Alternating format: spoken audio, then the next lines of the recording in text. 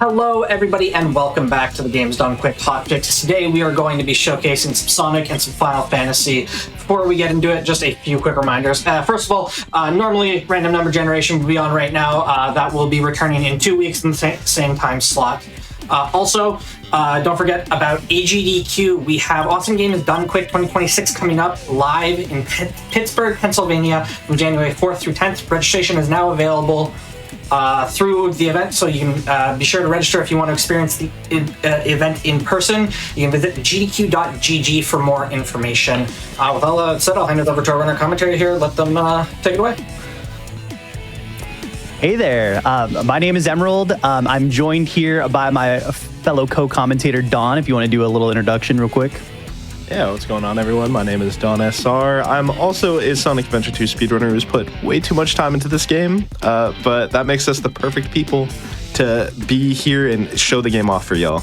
Yeah, absolutely. One of my best friends and rivals, Don SR. We know way too much about this game, but it's a great showcase. I think you guys will love it. Really quick, this game happens really fast. Like, so many things happen back to back to back. So we're going to do our best to try to explain everything as it comes up, but it's a phenomenal speed run. We're going to have a trick right at the very beginning, like in the first 30 seconds, where we skip like a big chunk of the stage. So be on the lookout for that. We're going to try to explain it as we approach it. But we're going to start here in 3, 2, 1, go. Good luck. Thank you. All right, so City Escape. We have our main character, Sonic the Hedgehog here. He is a speed type character. A lot of what that means is we're going to be trying to chain our spin dashes together, and if we're ever going downhill, we're going to be trying to stay in ball form, because in ball form, our speed is actually uncapped comparatively to how capped just simple running is. We're trying to get double jumps off of these ramps to try to get a little bit more distance and speed.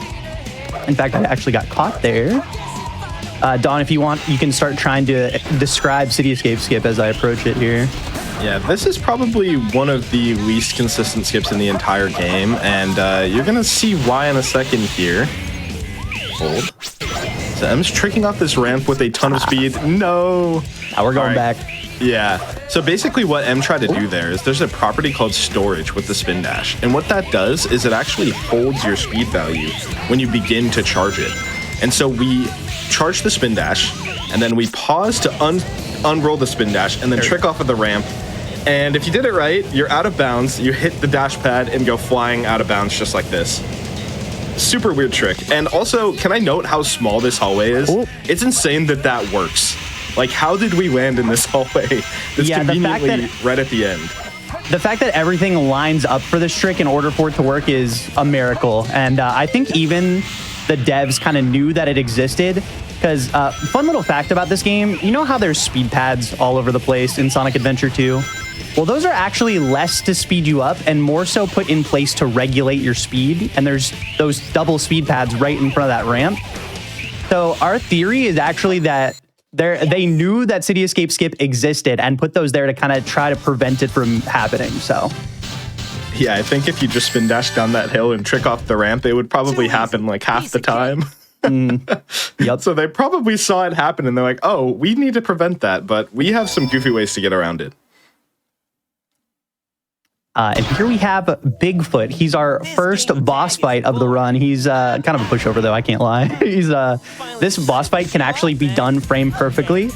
I feel like very often I actually am like a frame or two off, but it's really simple what we're doing here. All I'm doing is mashing homing attack right now, so that as soon as we get action of Sonic, we can just homing attack forward, and we do a somersault here onto this box, because somersaulting is our fastest way to get moving.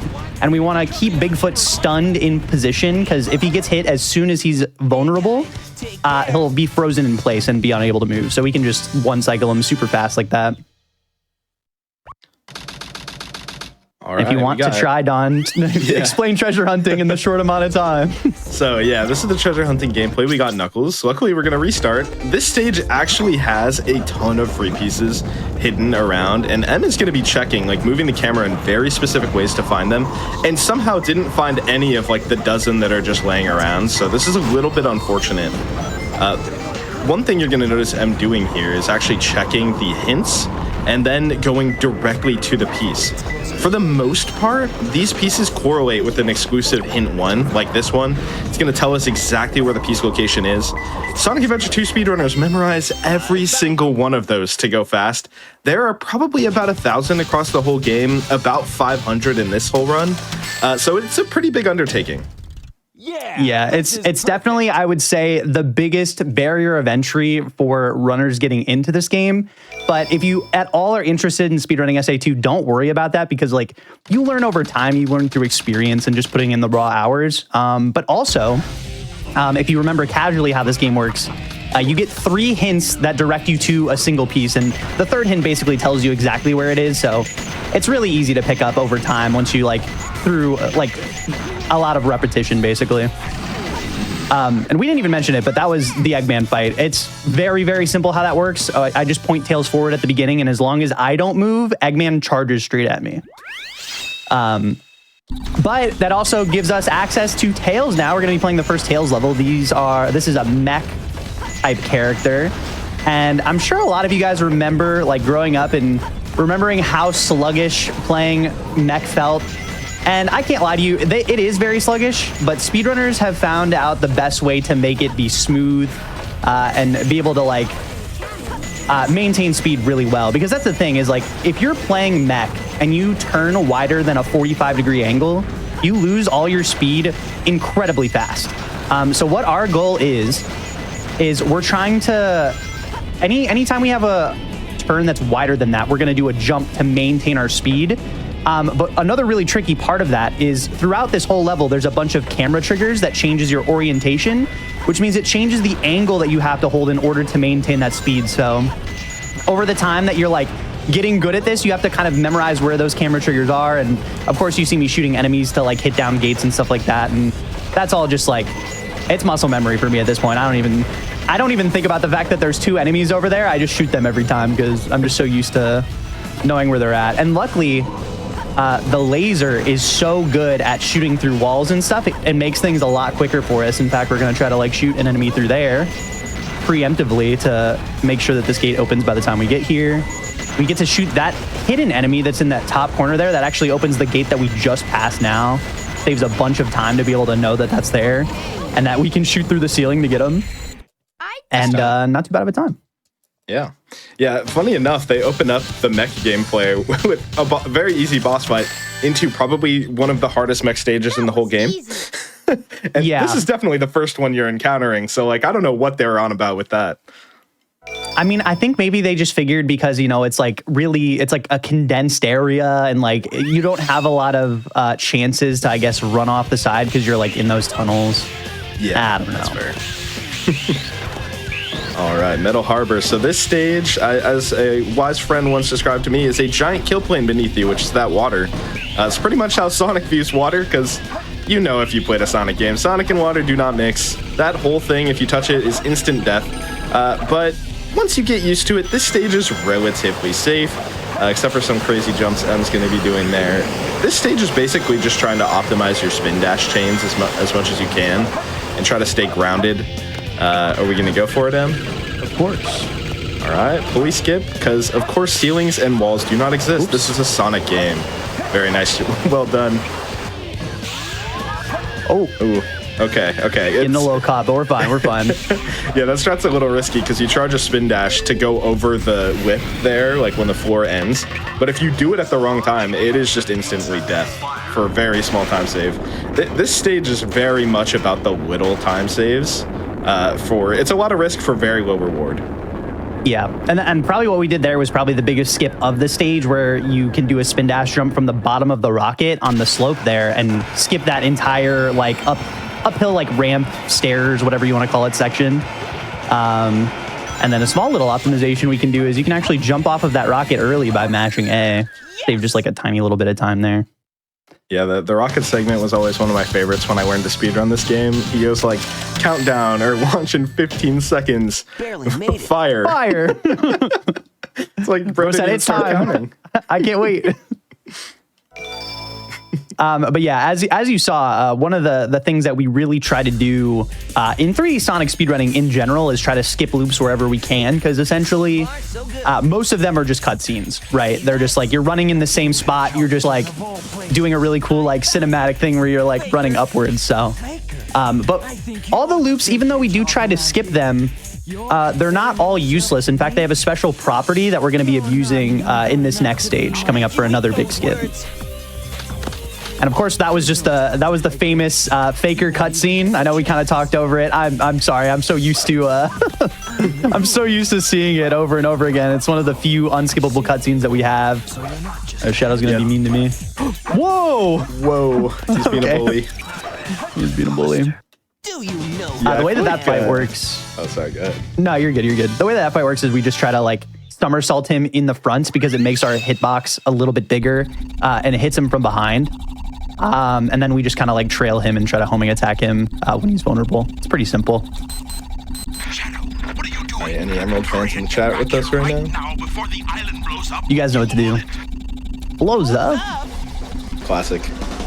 A classic. Speaking of classics, we have a ton of wall runs in the stage, and a classic Emerald prediction in the stream is going 2 out of 3. So let's see if you want to put in your prediction in the chat, say yes or no. Will M go 2 for 3 on the wall runs? Let us know. We'll see. We'll see. I believe. So I've been playing pretty good. So yeah, the first one coming up is right here. You light dash into the skewed gravity jump onto the invisible wall. Why does that exist? But I don't know. We're gonna use it. So that's 1 out of 3. Let's see. Can we get the coveted 3 of 3? We have a nice little loop skip here. This one's kind of scary because the camera triggers will absolutely fight you. Oh no. Okay, well we still have a chance for 2 out of 3. We just gotta hit the big one. So the strat coming up is what's known as Green Forest Wall Run, Task Run. There's many names for it. But essentially what Emerald's going to do is he's going to go to the loop and touch the back of the loop with the homing attack to utilize the loop speed mechanic. And this is going to send M down all the way towards the tree with a ton of speed. And, you know, pretty classic Sonic. He's just going to do some crazy stuff. we're gonna go for it again. Unfortunately, yeah, you got to show this one off. It's too cool.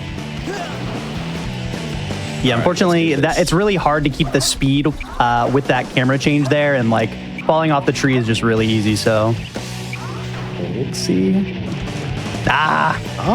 One more time. It's like a weird way he's coming off. Yeah, I think it's honestly, I'm just not moving my stick fast enough. New controller, Johns. New controller. Still not used to it, even though I got my best time ever with it recently. This is gonna be awkward. I don't know how I did that, but I did it. Nice.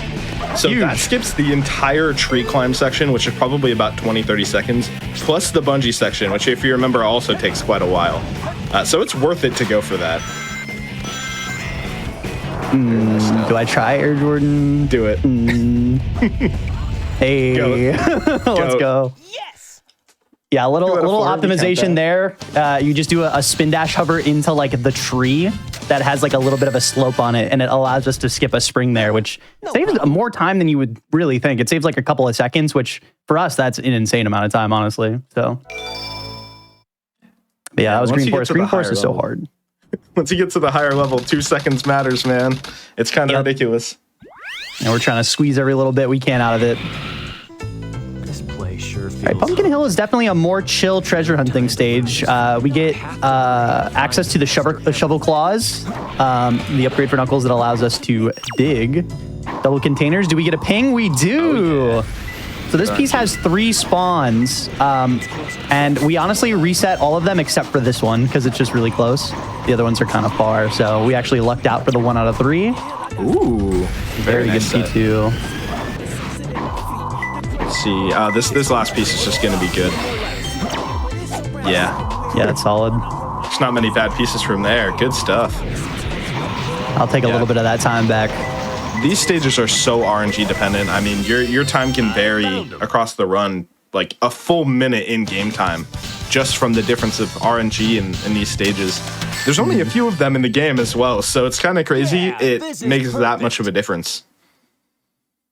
Yeah, I think that the benefit though is I think that The RNG in Sonic Adventure 2 is some of the most fun RNG I think I've interacted with in any kind of speedrun, because like whenever there is a set that maybe is not necessarily amazing, there's really cool movement and adapting on the fly that you have to do in order to like still make it like a decent set. Like there are some sets obviously that you're just going to get rolled on and there's nothing you can do about it. But a lot of times, as long as you play better and like take a really good route, you can like minimize the time loss. Okay, so we have our Tails booster here, and this is going to give us access to the hover. And I also did a little weird thing where I kind of sat in the upgrade, which was basically me advancing global cycles for a platform that's going to be later on in the stage.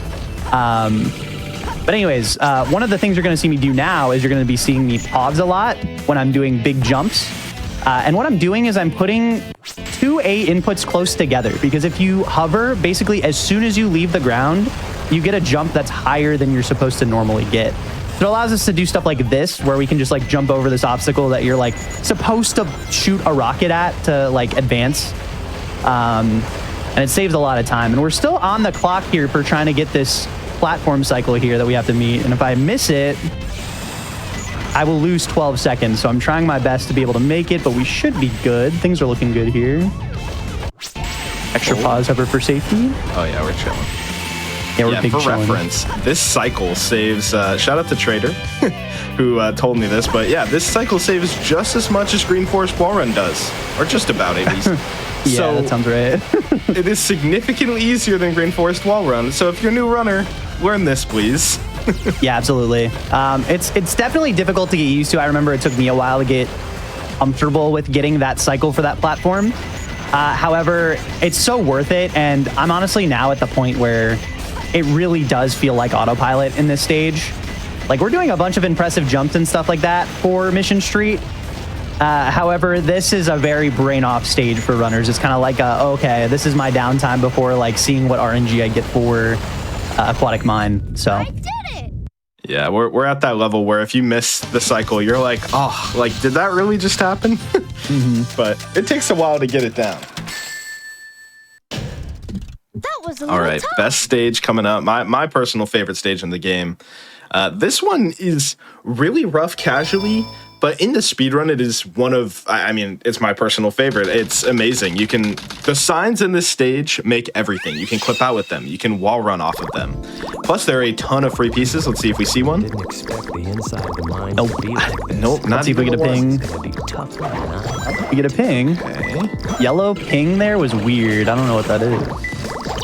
Okay. Passageway. Okay. Yeah, this one only has like one free piece too that spawns with it. Kind of a weird set, but we're gonna see potentially another out of bounds clip here.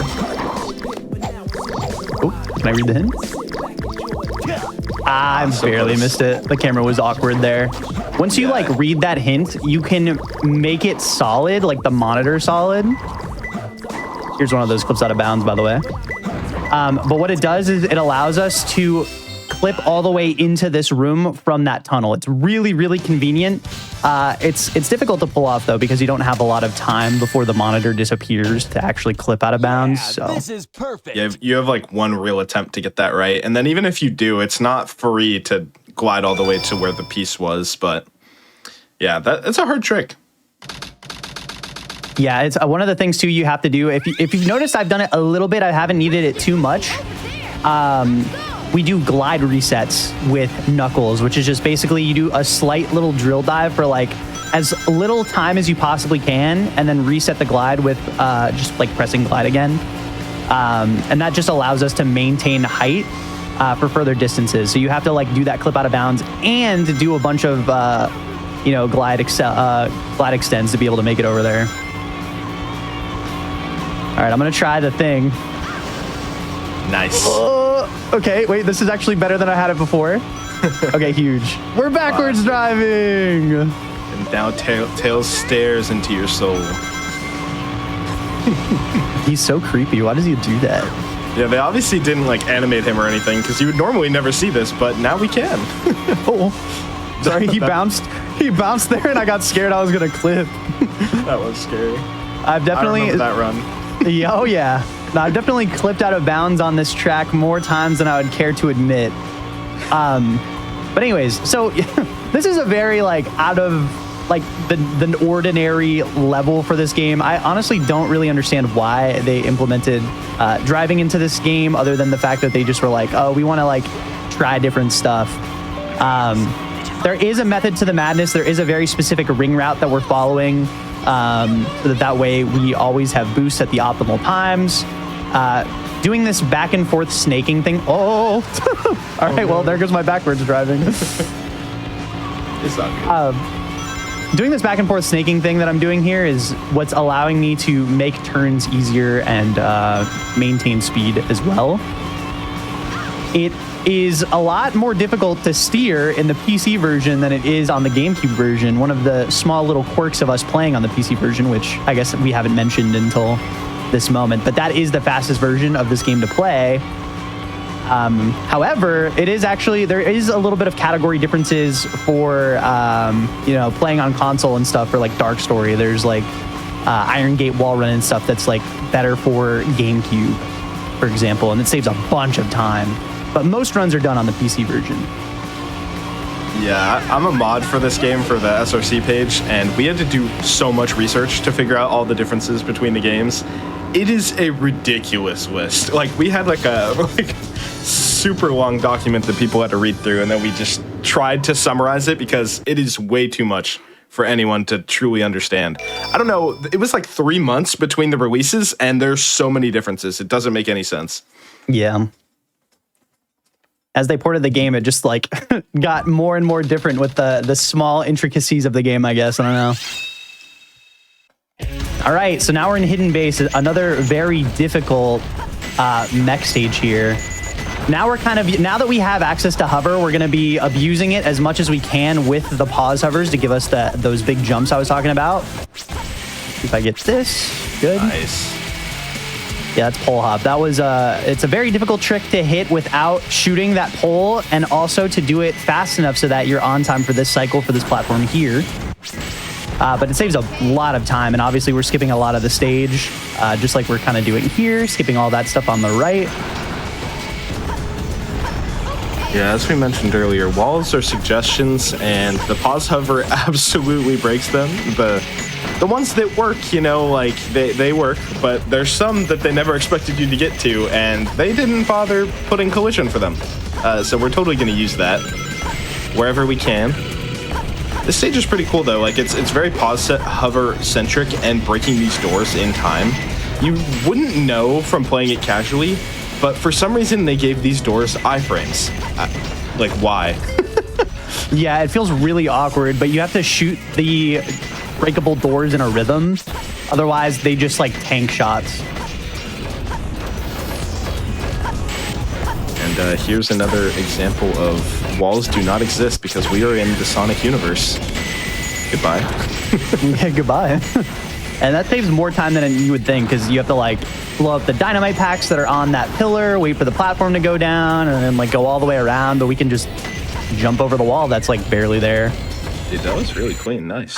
Yeah, that was a really good hidden base, actually. I can't lie. For cruising. Yeah, anything sub 140 in a run is like really, really top tier. So that was very solid. Yeah, I think literally everything went right, so I can't complain. Well, let's hope the same thing kind of happens here in Pyramid Cave, which is probably... some people either say that this is the hardest stage, or some people will say Green Forest is the hardest, but they're both very difficult for their own reasons. Yeah, these tunnels are deceptively difficult. Essentially, the way you can think about it is like you're trying to stay on the downhill of the tunnel, which is kind of impossible to see unless you played this game way too long. Here's a cool little trick. You have a mock bounce there.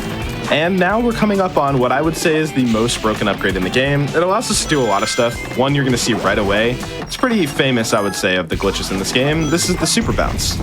If you basically jump and bounce right as you hit a wall with a ton of speed, you turn that horizontal speed into vertical. It's kind of ridiculous that it works, but it saves a ton of time. And now we can pretty much do anything we want in these stages. Also, yeah, again, walls don't exist, which is awesome because that's like one of the longest parts of the stage. Yeah, you get to skip like grabbing a key. You have to go down like a really long hallway, deal with a bunch of enemies. Like, I don't think you have to. Do you have to hit an hourglass too? It's just a lot. Yeah, it really is a lot.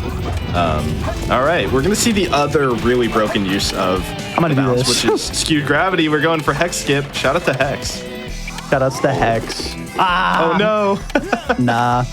Yeah, Hold this on, I'm gonna version try of the trick one more is time. way harder, and it does not save much time, but it does look way cooler. It is really cool. Okay. Just take an extra second here. Ah. Oh yeah. We Okay, take we made those. it. Just barely missed the kill plane. Yeah, So that's combining that was really this- low. Yeah, that's combining skewed gravity that you get with the bouncing and the loop speed that you saw in Green Forest. Similar to this with the skewed gravity, but combining it with the loop speed to go even faster. It's such a cool trick. Yeah, it's one of my favorite tricks visually. I wish I was a little. Ideally, you want to be a little bit higher for that, but yeah, the fact that I even still made it is good. So I'll take I that. feel like low-key landing on the wall is cooler, so you're kind of just aura farming right now. True. Still getting more wall runs. Okay, Death Chamber. Gosh, there is so much we could say about Death Chamber. This is probably this hunting stage probably has the most depth out of any hunting stage in the game. Oh gosh, please let me clip out of bounds. It's probably like the hardest, like technically, like in terms of gameplay and knowledge in the entire game. This stage is just an absolute gauntlet. One thing you're gonna see M do here is take a death strat, and that's because it rerolls your pieces when you respawn.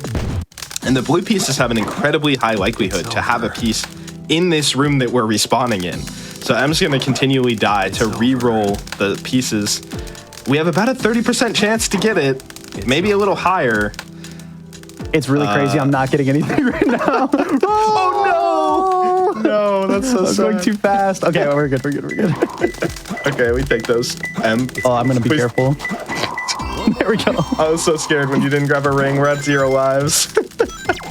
Ah, Okay. it's fine. That's pretty good. So why that was such a big deal was because they're all piece 2s except for that one called Bugs on Patrol. Obviously it doesn't ping because you're still on piece 2, but you can collect that one, die, and then get a piece 2 after as well. So that's how you do it in like the IL version of this stage. It's kind of really nice if you get it. Yeah, so the ideal way you see that is there's like a frame or two you can see it when you load in on the very far right side of your monitor. And then like I also typically turn the camera in the direction that I was when I was dying so that I could see it. But I was too busy laughing at the fact that I lost so many 30% chance rolls from dying all the time that I didn't even notice that I got the best piece that I could get from death stratting. That was a goofy moment. Anyways, here's King Boom Boo. If I do this right, which it looks like I'm doing it right, we're gonna get a trick called Pat Boost, where we kind of bait him to do a bite animation, which makes him throw the fireball faster. And then we take a damage boost there so we can run to catch up to the little ghost with the hourglass. Get to him early. And now we just run in a circle. We wait until he blinks 5 times, hit him in a very specific position while running in a circle. That looks harder than it is. It's really not that bad, but like, it makes this fight way faster than having to like constantly flip back over the hourglass, run around in a circle, wait for him to do like the laugh. And you can explain this one, Don.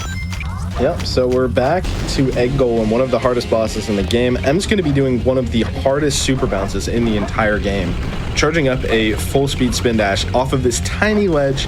There's basically a few frames to hit like 4 different inputs in one go. 3 out of 4 is perfectly acceptable. That is more than fine. And the greed bounce, my man.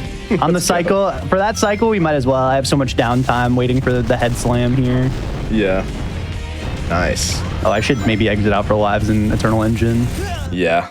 Nice try. Okay, so I actually did a little bit of a small time save there where I die early intentionally to stop the timer to save a little bit of time. We actually track timing in this game based on load list. So the timer that you guys are seeing on stream right now is real time.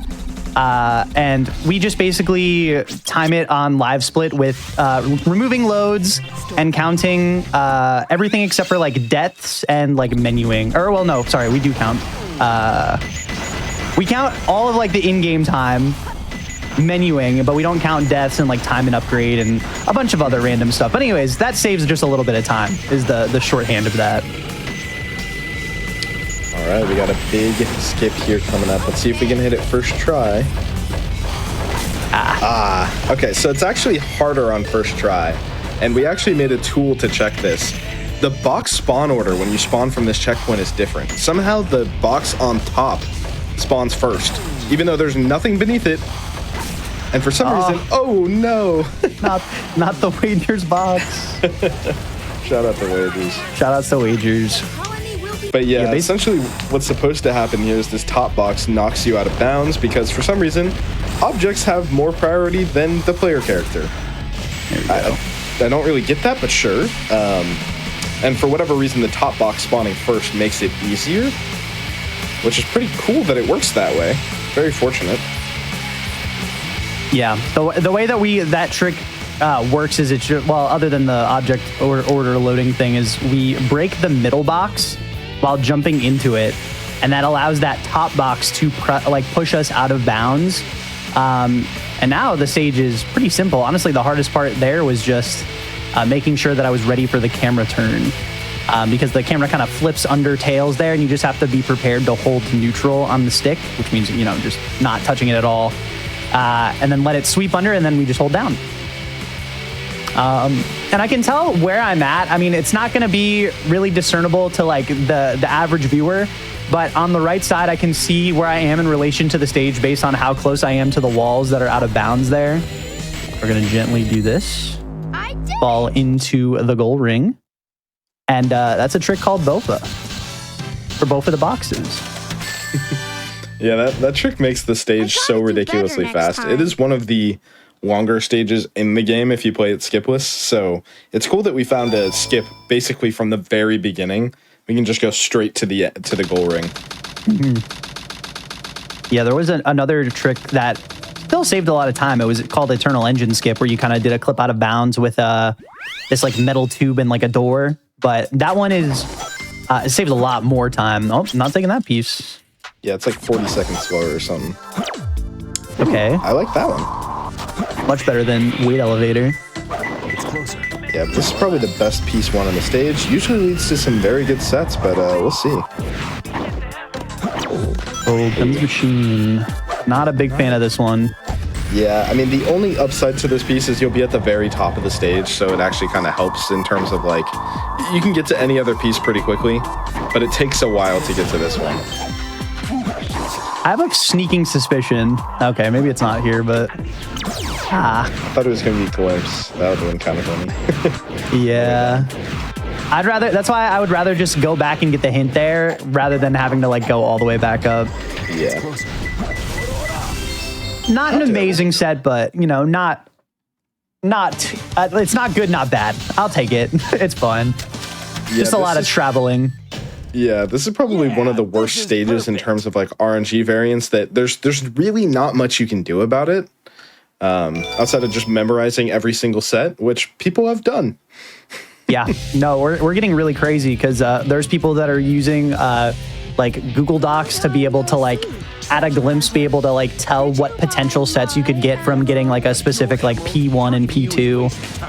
And there's also some new stuff going on where they're doing meteor checks. You can like turn the camera and look at the meteors that spawn when you load into the stage, and that will correlate to what RNG you potentially have. So yeah, if you really want to get into the weeds of it. It's literally like astrology. They're looking up the stars to figure out their RNG and stuff. Yeah. The crazy part is that we will get to a point one day where that is what people do to understand the exact set they have as they load in to be heard. It's going to be crazy. All right. Cool. Crazy gadget. Yeah, we've seen our last stages from Tails and Knuckles. We're heading into our second to last Sonic stage. This one is wild. You probably remember this if you played this game as a kid. I know I absolutely hated the gravity switching, But we're not going to be doing much of that here anyway. We're probably going to hit 2 switches over the course of the whole stage because of the infamous CGSS. Now, this is like the only trick in this game that has gotten slower over the years, but it's gotten significantly more consistent. So one thing you're going to see M do here is jump over a camera trigger. Then that's going to help us out. And he's going to pause hover off of this box, or spin dash hover, I should say. And now that he skipped that camera trigger, he can actually see where he's going. Because if you've seen this before, it's facing Sonic. But I like to be able to see where I'm going, so we'll take the small time loss there. Got the no, yes, because we actually hit there's like an acid wall that's there that Sonic dies to before he hits the goal ring. So he makes the sound like he's like, no, because he died, but then he goes, yes, because he finishes the stage and hits the goal ring. It never gets old, man. It's so funny. That trick, that version of the trick is very easy. It's a bit slower than the fastest version. I think it's like a few seconds slower or something, but it's not much. Okay, it's not that bad. Going into this fight, I want to describe this fight because there is a crazy manip that we do. There's 2 versions of this that we do, but if done correctly, he did get hit by the bomb. That's what we want. This fight only lasts 14 seconds. It's super nice to like do that manip, but things can get out of hand very quickly if he goes off the rails and you like miss a shot or miss that bomb, for example, in the center of the stage.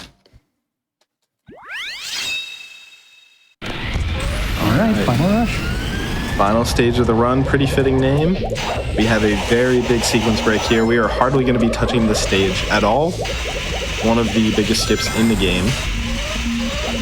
And yeah, you're gonna see it coming up right here. We're gonna use skewed gravity off the rail. Not that skewed gravity. Not that skewed gravity. That's fine. I hit the check. Yeah, didn't lose almost any time.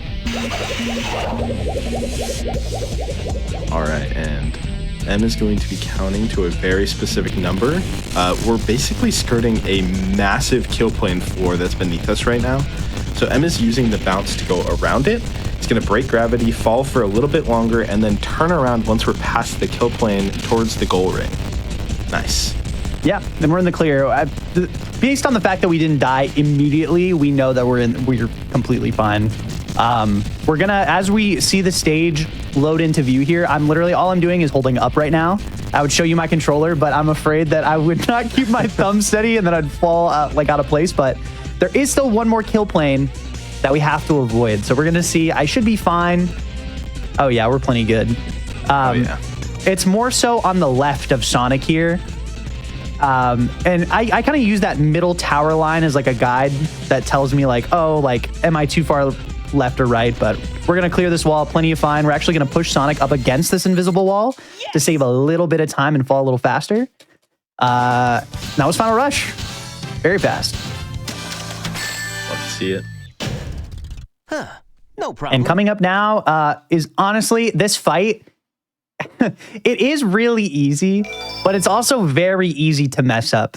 What we're trying to do here is I'm going to actually let Sonic run diagonally so that I can do a jump to like jump out and then homing attack back in. That's actually going to allow me to snap back in a little bit easier and faster. So let's do that. And now I'm just... Yes, time is going to be coming up. Ooh. Hold on. We're getting dicey. One more Run into this. That worked. Let's go. Time. Thank you. That was really sus at the end. So the main goal of that fight is after he does that homing attack forward, he becomes vulnerable while he's in the air. So you want to like hit him after the homing attack is finished. What happened there is I went a little too early on the first one, so I had to do the bounce backup method. But I was able to get enough bounces because he keeps running into it to be able to pull it off. Awesome job, Tails. But yeah, that was Sonic Adventure 2 Hero Story. Thank you guys for watching. I hope you guys liked it. This run is amazing. It's easily my favorite speedrun by far. Playing the different play styles, there's a lot to each of them. But it's so fun to get better at each of them as well. The community is big. It's fantastic. If you guys are at all interested in running the game, please check out SA2 on speedrun.com. There's a Discord link there. You guys can join. There's plenty of people who are willing to help you, whether you're interested in Hero Story or Dark Story. I am very happy to get to show off this game. It has a special place in my heart. I've played it for years. Recently getting a 21 in Hero Story, which is an insane goal to hit. There's only 6 people that have a time that good or better in Hero Story. So to be able to like be one of those people is insane. I've been playing this game for years. I just love it, man. Definitely please check it out. Don, any final words that you would like to say? Yeah, I mean, same thing. Like, this community is awesome. The speedrun is, I think it's the best Sonic speedrun out there. Probably up there as one of the best speedruns of all time. Like Em said, go check out the SRC. Even if you don't like joining Discords, I've seen that sentiment quite a bit. We have a ton of resources on the SRC as well. There's like 40 things on here. So you'll find something that you like. So I implore you to try out the game. It's fantastic. It's kept me locked in for like over a decade at this point. We can't quit this game, man. It's too good. It's too good. But yeah, thank you so much for watching. We'll see you guys soon. Yeah, and thank you both so much for being here. It's always a blast to have you all on, showcasing the game, talking about it. You and everybody else in the community, the passion you have for this game is so amazing. So it's always a blast to have you all on and showcasing it and talking about it. And like you said, the community is really amazing. So if anybody's interested, you should definitely give them, check them out. Hello, everybody, and welcome back to the Games Done Quick Hotfix. Like I said earlier, we are not random number generation tonight. That will be returning in 2 weeks. Tonight, we are just putting on a little bit of a showcase here for you with some speed games. Before we're going to do our next run, just a quick reminder for you all. If you do want to appear on the GDQ Hotfix, we are now accepting submissions for the winter season. If you've got a run you'd love to showcase on the channel, you can send it our way at gdq.gg/submit/hotfix. You can type !submit in chat for more details. And with all of that said, we have Final Fantasy Tactics, the Ivalice Chronicles. I will hand it over to our runner and commentary, let everybody introduce themselves. Thank you so much, Church. Hello, everyone. Good evening, good morning, wherever you are. My name is Chestrick, and I am so proud to be able to showcase Final Fantasy Tactics, the Ivalice Chronicles, any percent Squire on the Squire difficulty. Blaze is joining me tonight. Blaze, how are you doing tonight? Hey, yeah, I'm doing good. I'm really happy and glad to be here as well. I have really fallen in love with the speedrun in a really short period of time, and I'm super stoked for you to show it off for everybody. Me too. But hey, we got like an hour and some odd minutes, so we should get this started. So, Church, if we're ready to go. Yep, whenever you're ready.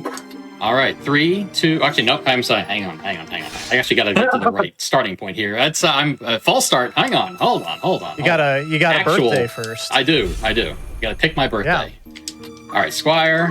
The basic birthday next. Okay, now we can start the run in 3, 2, 1, go. All right. So you'll see if anyone out there is familiar with the OG speedrun from the 1997 classic back in the day. You'll notice that I'm skipping cutscenes. Imagine skipping cutscenes in 2025. But yeah, that's what we're doing. And yeah, we're fast forwarding the text because we can do that too. So this is if you wondered how this run is so short, this is the main reason. Because the world record for the OG is around 3:56, 3 hours and 56 minutes, that is. And I went back through that run and timed how long the cutscenes are, and it's about an hour and 5 minutes of cutscenes. So if you're wondering what the main time save is, that is it. We are skipping. I think there are 3 cutscenes we can't skip. And beyond that, that's okay. So, but all these cutscenes, we're doing amazingly already. I've already had a bad formation. I missed an attack. This run is. I would have reset this run like 30 seconds ago. So it's okay. Yeah. But hey, we're done the first battle. Typical so okay. hotfix run then, right? Oh, classic. A classic hotfix run for sure. Yeah. So but the. Oh yeah, go ahead. Oh, I was just going to point out something that I think some of us in the community that started running this game right away that CJ is doing. We can actually do like a double speed up of the in-battle action. It doesn't really, the game and the like instructions or whatever, like doesn't really tell you that you can do that necessarily. But if you hold down the speed up button and then I don't even know what triangle is supposed to do, but for some reason it makes it like go twice as fast. So. And I saved 10 minutes off of my PB when I first discovered. So whoever first discovered that posted it in the Discord. So yeah, it's time. We're saving even more time than we should be. It's time. Yeah. All right, so and this game hasn't been out a super long time, but even within that time frame, there's that's kind of a fairly recent development. And, oh yeah. Then you have the stuff that people are figuring out that is a little bit different than the original. That's working well for the remaster. It's been a fun couple months that way. Yeah, we are still developing strats as we speak. So I mean, September 30th was the actual release date, and I mean my first run was 2 hours and 2.5 hours, I think. I was trying to just copy my old strats, and then I realized that a lot of those don't even matter anymore. So that is most of the run that you will see right now. But I mean, for anyone who loves math, this is the run for you, because how do you possibly beat such a long game in only an hour and 45 minutes or so? Well, imagine you had an ability that lets you hit the entire map in one turn with no charge time and no MP cost. That's effectively what we're doing. And that is true in the original version. It's still true in this version, although it takes a little bit different path to get to that point. So, but we're going to do the best we can. I'm going to check some stats here just to see how we're doing, because I have 2 female chemists over here. They are going to become my future wizards that will help out the early grind. But I definitely want Ramza to get as much Squire and Chemist JP as possible to speed this up. So you'll see I'm just throwing stones at my own units, because if you want to know what the difficulty levels do, Squire, Knight, and Tactician, effectively what they do is they change damage. On this mode, you do much less damage to yourself, or the enemies do much less damage, and you do more damage to the enemy. So that is how... Oh, you didn't have potion learn. That's good. I noticed that at the last second. So yeah, there's about a 30% damage boost to the enemy, and I think it's a 10% or 20%, I can't remember off the top of my head, damage penalty to yourself. So it's almost impossible to lose in a way. All right, so let me check some stats. All right, so Ramsay has 200 JP. That's pretty bad. We want him to get to 250, because 250 unlocks JP boost. JP is job points that lets you learn skills, and having that ability as early as possible will just make the grind go faster. So there's also a concept called spillover JP. So you see, the reason why I'm having these units just hit themselves is when a unit does completes an action that does something, it gives job points in that class to all other friendly units. So the Chemist JP you're giving Chemist JP to all of your units, including Ramza, which is also important, because Ramza needs to unlock Chemist level 2 eventually as well. It's like 25% of what they gain, right? I don't think it's that anymore. It seems less. I haven't actually done the math, but the original amount of JP that you get is more than in the previous version, or in the original version. All right, so actually let me check. What do you have? All right, he's good. All right, we're let's get out of this battle. We're done. Ramza is set. My chemist sets, I think they are. They are. All right, we're good. We are moving on. If I can and just really quick on the... Yeah, go ahead. Oh, I was just going to jump in and say, on the chemists, you're trying to get chemist level 2, because then you unlock the basic mage jobs, which are white mage and black mage. Correct, yes. And we did that, so hooray. That is probably one of the longest battles. If I had to think about it, that's probably the second longest battle. The longest battle will be coming up in about 20 minutes or so. All right, cutscenes. Yep, nope. Still, we don't see them. So unfortunately, we have to manually wave goodbye to all the other units that we will not be using, because they just get in the way, and they try to convince you not to let them go. Are you discharged? Yeah, I know. You try to hit the confirm button as fast as possible so you don't get the bad feels. But yeah, sorry everyone. Am I truly? Yeah. Okay. So, all right. So you're going to stay in Squire. I'll learn JP boost. Chemist, we're going to learn potion. Because now the next step for Ramza is to get to 500 JP. 8? 8. These are like the little sayings that they have when you click on that. Like, oh, you wanted my attention? I like it. Okay. All right, and we are good to go. Yes, we're good to go. I have my notes off to the side here because I always forget stuff, and I hate when I forget stuff. It makes me sad. I'm ready. Just try to So stop if we, this. in an actual world record attempt, I would not have grinded Ramza that much. I would get the rest of whatever he needs here.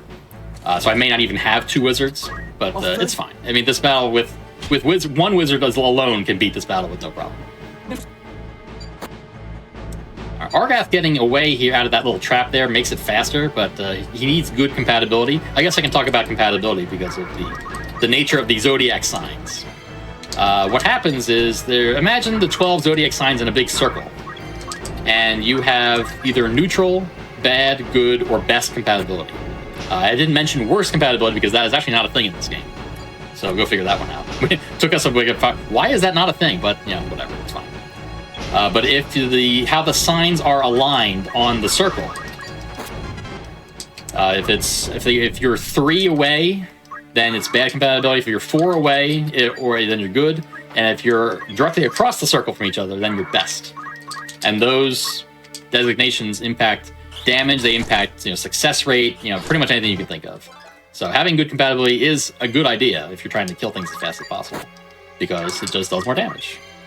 And you can see the very weak enemies are wondering why they are dying very fast. All right. So you see there, I accidentally targeted my own unit, but it's fine. Again, the lack of the damage penalty even applies to self-inflicted damage, not just damage up from the enemy. And now we're gonna skip some cutscenes, buy a little bit of armor and some potions, and we begin the big grind.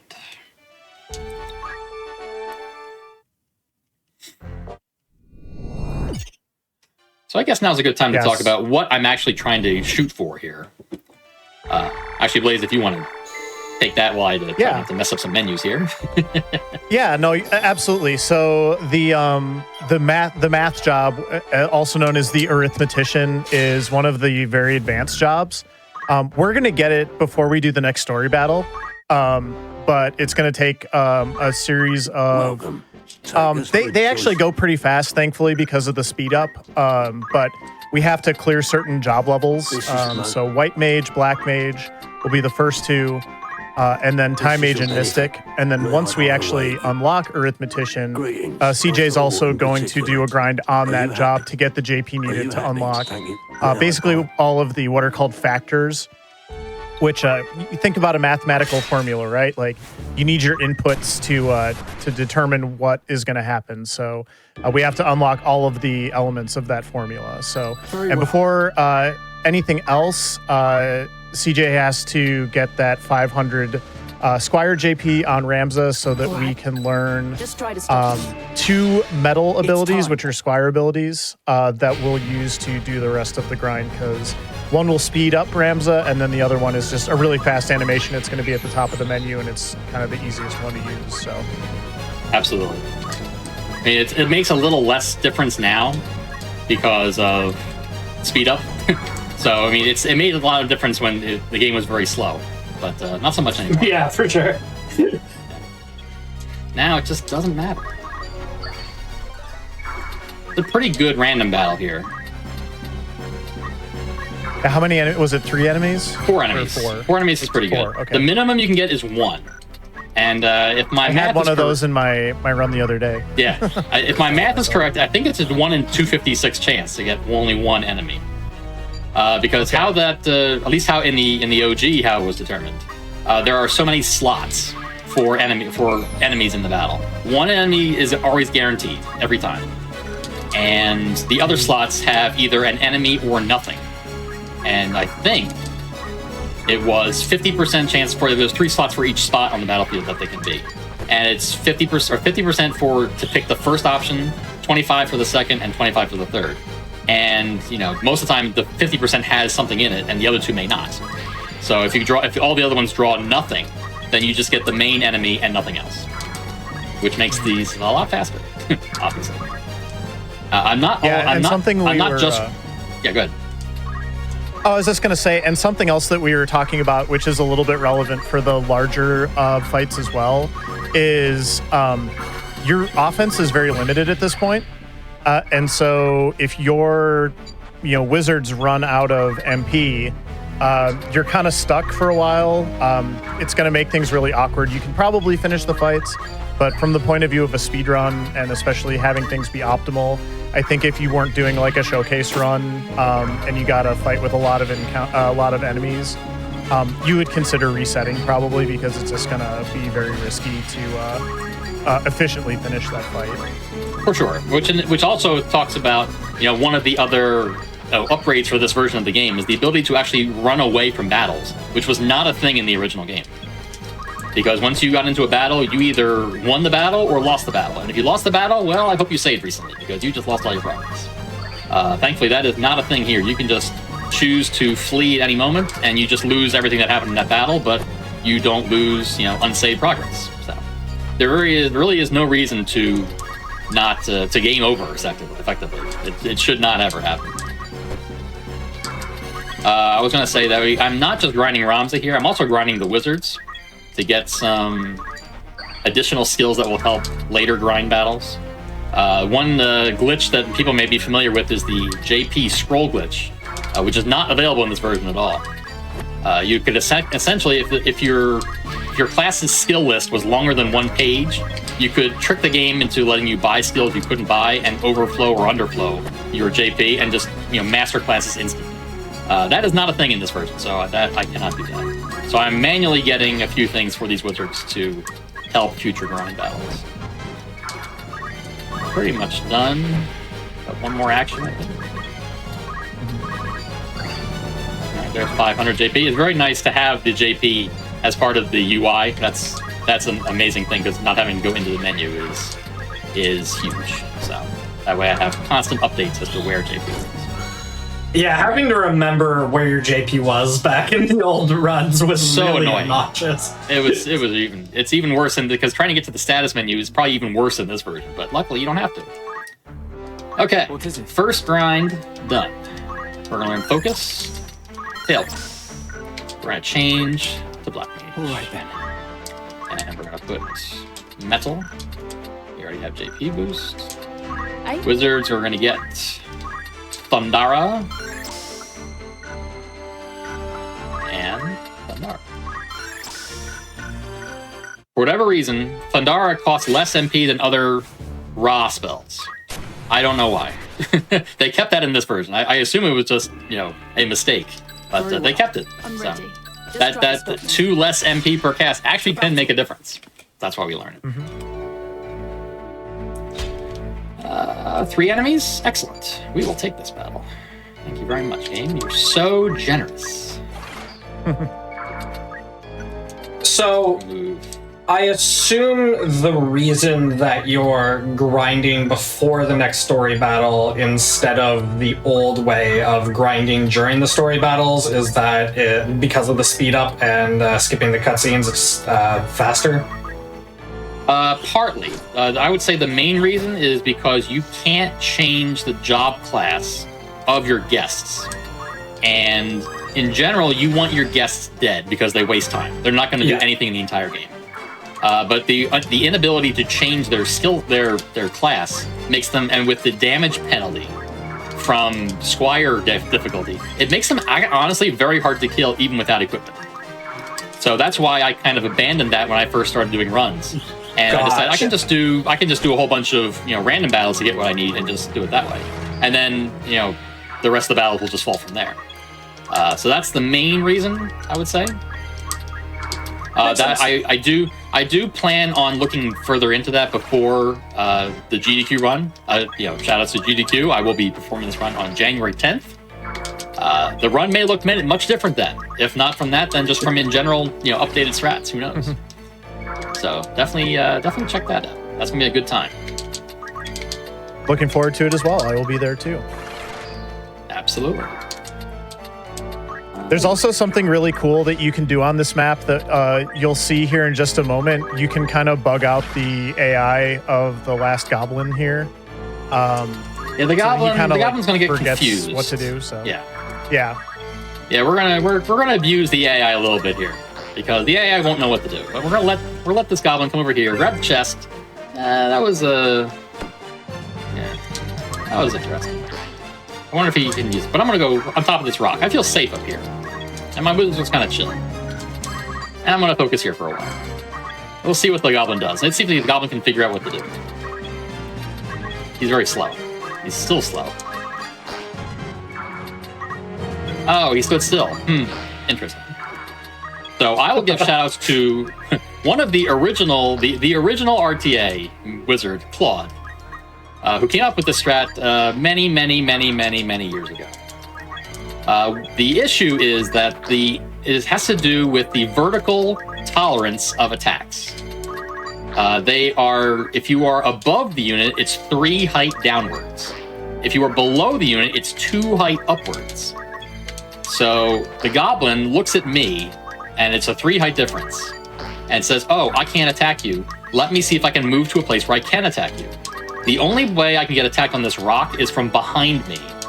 But goblins only have 3 moves, so he can't get to that spot in 1 move, so he decides, I'm just going to stay in place. So, yeah, because on the other side of the rock, it's also a 3 height difference. So you can just stay here and, and with an auto-target fast ability to gain as much job points as you want, we can do this literally until I'm level 99 if I really wanted to. I'm not going to do that. That may, if you wanted to get the run to 2.5 hours, then I'll grind to level 99. That'll do it. But I'm not going to do it here, so. My goal here is to get to around 1,300 Black Mage JP, which has 2 reasons. 3 reasons, actually. One is I'm giving spillover to these wizards, because I want them to have 400, which they do now, for magic boost, which increases magic damage, which will be good for the rest of the grind battles. Ramza does need to learn 2 skills right now, Thundaga and magic boost. There we go, he's good. Later on, he will learn Flare. Flare costs 1,000 JP all by itself, but through the course of the rest of Chapter 1 and Chapter 2, he will naturally get the rest of the JP as a Black Wizard. So that's why we stop there. So for now, we're going to learn Thundaga. Why did that? Magic Boost. And now we're going to go to White Mage. This will do. Right. And then here we're going to do Job. Good idea. Magic Boost. Boost. Okay. And we are good. So magic boosts increase your magic damage by 1/3, and that will actually make a difference as the grind goes on, because the enemies scale to your highest level character. Just try to stop me. So the enemies are getting harder, and we are not getting much stronger naturally because humans depend more on equipment than levels. So this enemy, there's 5 battles, but the enemies are far away, so this shouldn't be too bad. Let's see how this goes. What I like to do here is I like to make a target, because again, with the damage reduction, it won't move. That's a one shot. That's nice. Let's see if I can find another 1 shot here. Ooh, that's unfortunate. 49 faith, yeah, that'll do it. Ooh, 65. Libra. Oh, that's neutral? That should kill. You know what? I'm not going to chance it. So somebody asked, did Ramza just punch for 500 damage? Yes. So the move that we use to grind XP or JP very fast increases the physical attack. So when you use it like 30 times in a row, you hit for absurd amounts of damage. It does. It's quadrilateral. Yeah, what's the word I'm looking for? Quadratic. I think that's the word I'm looking for. Yeah, because it's your barehanded punching power is your attack times your attack. So every focus, your attack goes up very fast. So now we got the chocobos out of the way. And trust me, a more powerful punch is coming soon, so don't worry about that.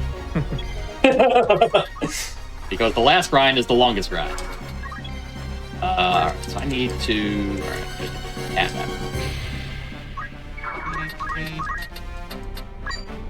48, that should be fine. Hopefully 2 shots. Do some combat. One of the main problems I have with this game is that the Zodiac symbol is much smaller than it is on the original game, so it's hard to find it when you need it in a pinch. So it's tough for me to recognize compatibility as fast as I want to. I'm getting used to it, though. Now we're going to run away.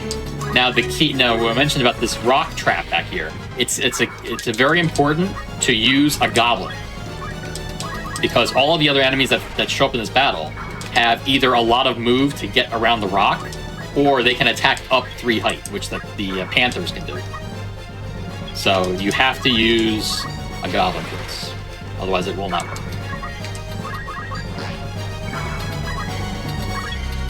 And I believe, based on my experience, the goblin there's always guaranteed to be one goblin. The guaranteed enemy is the least goblin. one goblin. Yes, that's correct. So that makes it even safer. So you don't run into the possibility of not even seeing a goblin at all. You are guaranteed at least one goblin.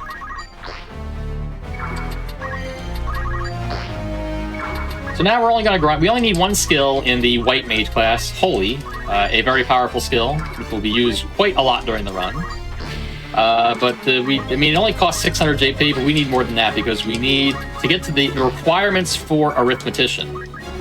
You need level 5 in Black and White Mage, and level 4 in Mystic and Time Mage. So the minimum JP for level 5 is 1100 JP. So that's what we grind.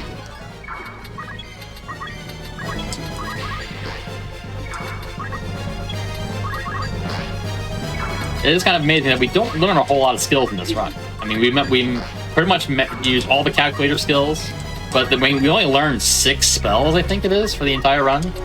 So it's also interesting because we had to figure out some new strats for the end of the game, because as we'll see in Chapter 4, the game stops playing nice, at least compared to the original game. But we'll get to that later.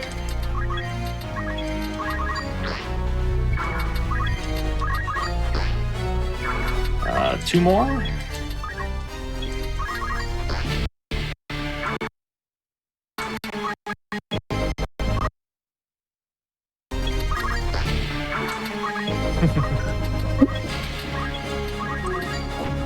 $564. That was not enough damage. We can do better. We have the technology. All right, so Black and White mage. We can do better. We have the technology. All right, so Black and White mages are done. Yeah. So now we will learn Holy Moly. Now we'll go to Time Mage. All right then. And we'll do it all again. A pretty decent random battle so far. I will jinx it by just saying that in the first place. Yeah. See, I've already done it, because this is the worst start you can see by seeing a chocobo and a cat. Excuse me. Welcome back to the Games on Quick Hotfix. Sorry for the technical difficulties, but we have them all sorted out, so we're all set to go here. I'll throw it right back over to y'all whenever you're ready, if you just want to give a quick countdown. And sorry, you didn't miss anything. We did pause the game, so you didn't miss any of the run. I'm grinding. No one's surprised by the grinding. All right, yes. I am ready to get back into it. All right. 3, 2, 1, go. All right. So, what was I doing? I have no idea.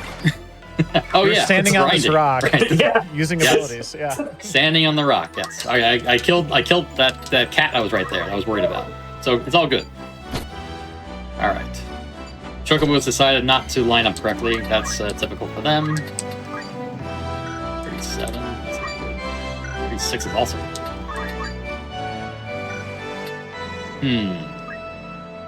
So better if they had lined up properly, but they decided not to. That's 46. 36. That's enough. We're already doing this is math. the We don't main- even have arithmetician Yes. unlocked yet. The math before the math. No one ever expects the I- math before the math. the pre-math. Yeah. Mm-hmm. Yes. Yeah. We're currently doing the time mage grind. We're in the third of 4 jobs that we need to gain levels on to unlock that arithmetician job. So we're about halfway through the grind, I would say, at this point. That's exact damage almost. Yeah, I'll take it. Okay. Alright, we're pretty safe now. Kill one goblin and draw the other one over here.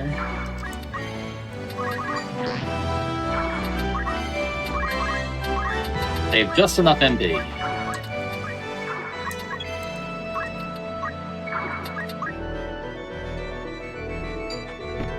Okay. So the reason if you're curious why I learned Blizzard, the goblins are weak to ice.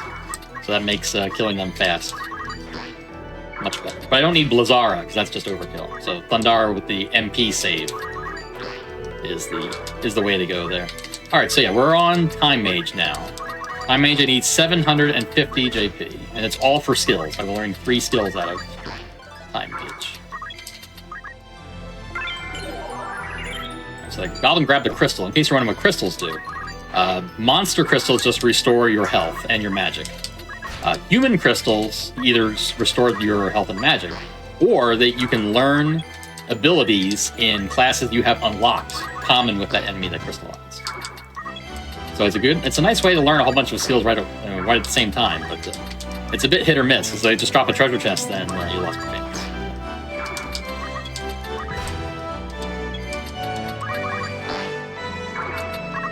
The crystals can be useful if you run out of MP on your wizards, just in case. It's a nice backup strat. You try not to depend on it too much. So you see, but we're already almost to the end of this round. Got 2 more actions. And another big punch. Not the biggest punch, but a big punch. Only 184. That's also disappointing. Nah, that's alright. It's a time mage. It's the mages aren't supposed to be punching enemies for 200 damage. Okay. Next bout of skill learning here. We're going to learn Gravity. Very, very important. Immobilize. We'll explain why in a bit. And Mana Shield. I'm actually going to put Mana Shield on now. This will do. Alright, so Mana Shield causes some damage you take to go towards your MP instead of your HP. So it's a nice safety valve in case things go horribly, horribly wrong. Gravity, anyone familiar with Final Fantasy games knows what Gravity does. Gravity does 25% of the target's maximum HP damage. There's 6 enemies. You know what I'm going to do? I am going to reset this back. Immediately. No. Return to world battle. So that's how you run from battles. You just say, yeah, no. And we try again. I made a mistake. Yes, I've made it. Another nice thing about the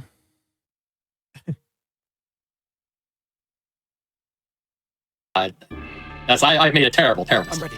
Yeah, we're already Try to stop.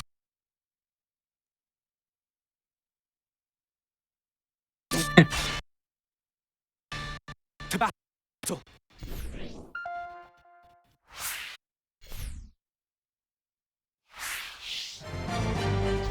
Hello, everybody. Sorry about that. Everything should be settled now, and we should be all set to go. So whenever you're ready. I'm ready. 3, 2, 1, go. You weren't ready for that, were you? No one ever expects the fast count. Well, now I gotta do risky strats to make up the lost time. Well, maybe not. Risky strats of standing on a rock. Risky strats. Let's go. I'm off the rock. Here we go. Don't look now. Oh no! We're going crazy. I'm gonna hope this goblin walks into the spell. Or how about this? This goblin's gonna walk into the spell. Watch. It's gonna be amazing. Because the goblin's not gonna know what to do. That's right. This is absolutely Okay, wild. walk right. See that? What'd I tell you? Didn't even stand a chance. Good job. Risky strats are the best strats. Confirmed. Alright. So we're good. Like it didn't happen. Alright, so we're on the we're on the last mini grind here for Mystic. We don't need much in the Mystic class, so we just get the basic 700 JP to get level 4, and then we're gonna move on. I'll be there before you know it. I will be learning one additional skill as, I talk about safety strats. It's the one major safety strat that I do not do in a real run is to learn the ability Mana Font. It's a movement ability that causes you to gain MP when you move. It's very good with Mana Shield, because if the Mana Shield, if it activates, if you take 300 damage and you have 3 MP, you just take 3 MP damage. That's it. And then if you move, you gain 10 MP back, and it's like nothing ever happened. And you live forever as long as it keeps going off. So that's a good. It's not really required in this route at all, because again, you don't take as much damage as you should be. But it's a good safety in case things go horribly wrong that aren't related to internet problems. So, maybe it'll save my internet. Who knows? The rest of my family swears that they are not downloading the internet right now. But I don't know if I believe them. So we'll see.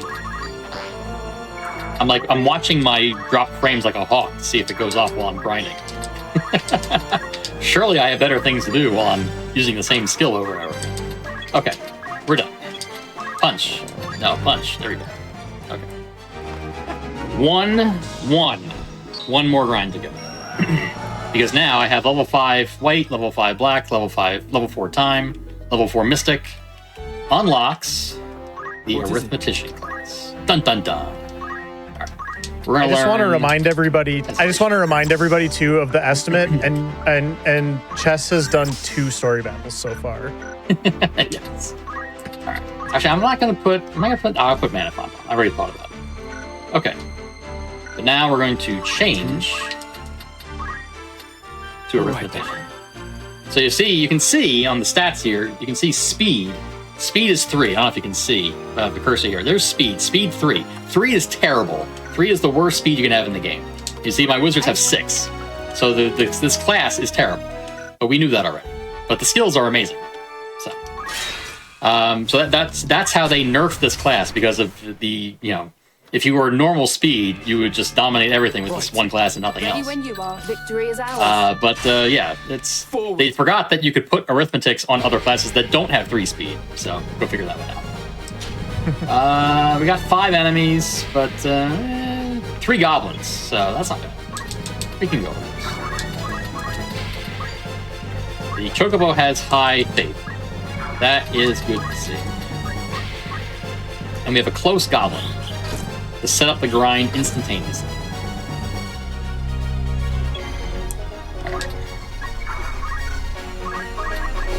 Okay, so I'm just going to punch the air here to waste some CT. We'll talk about CT in a minute.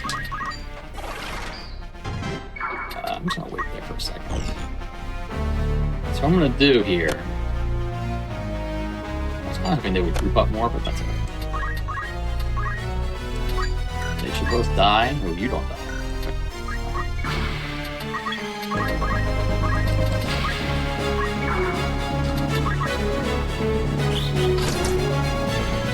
The goblin dies. There's the Mana Font. It just kind of wastes time when I don't need to restore MP. So. Alright, so we're gonna do this. Ooh, it's one shot. Nice.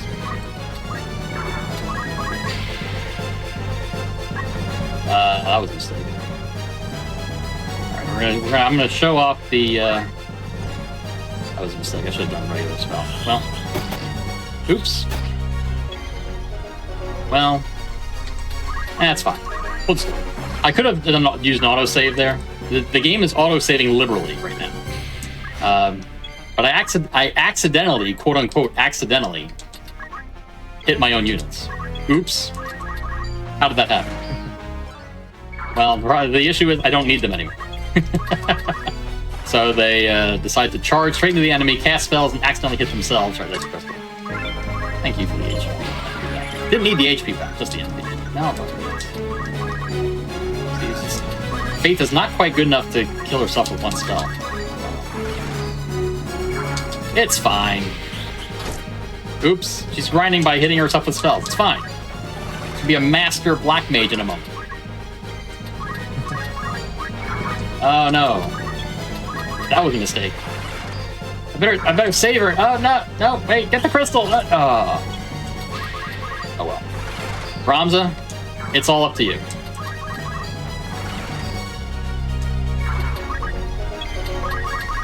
So we're gonna be here for a while. Now, I gain 10 experience per action.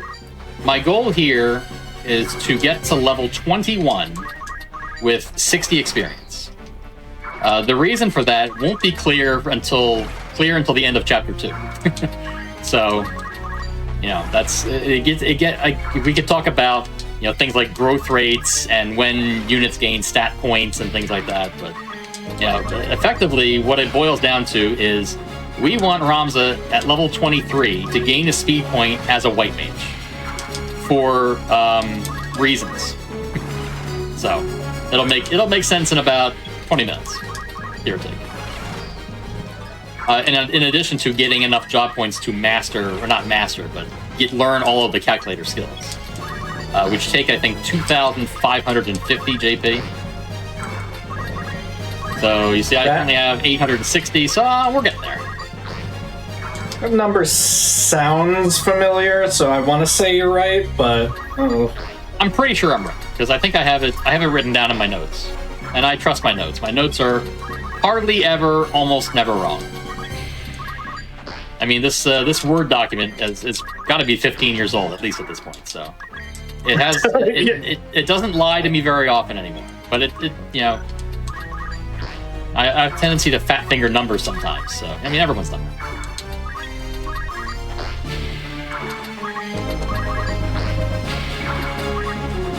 I guess while I'm doing this, I can also talk about, I mentioned CT. So if you're curious about how you determine when units get a turn. So I mentioned the speed value that every unit has a speed value. There are, you know, invisible clock ticks. So we call them clock ticks. That's what CT stands for. So every clock tick of the game, a unit gains CT equal to its speed. And when your CT reaches 100, it is your turn. Now, obviously, at the beginning of the game, virtually everyone is 6 speed. So everyone gets the 100 CT all at the same time. So the game has invisible tiebreakers. And in general, the tiebreakers go your guest units first, then the enemy, and then your main cast.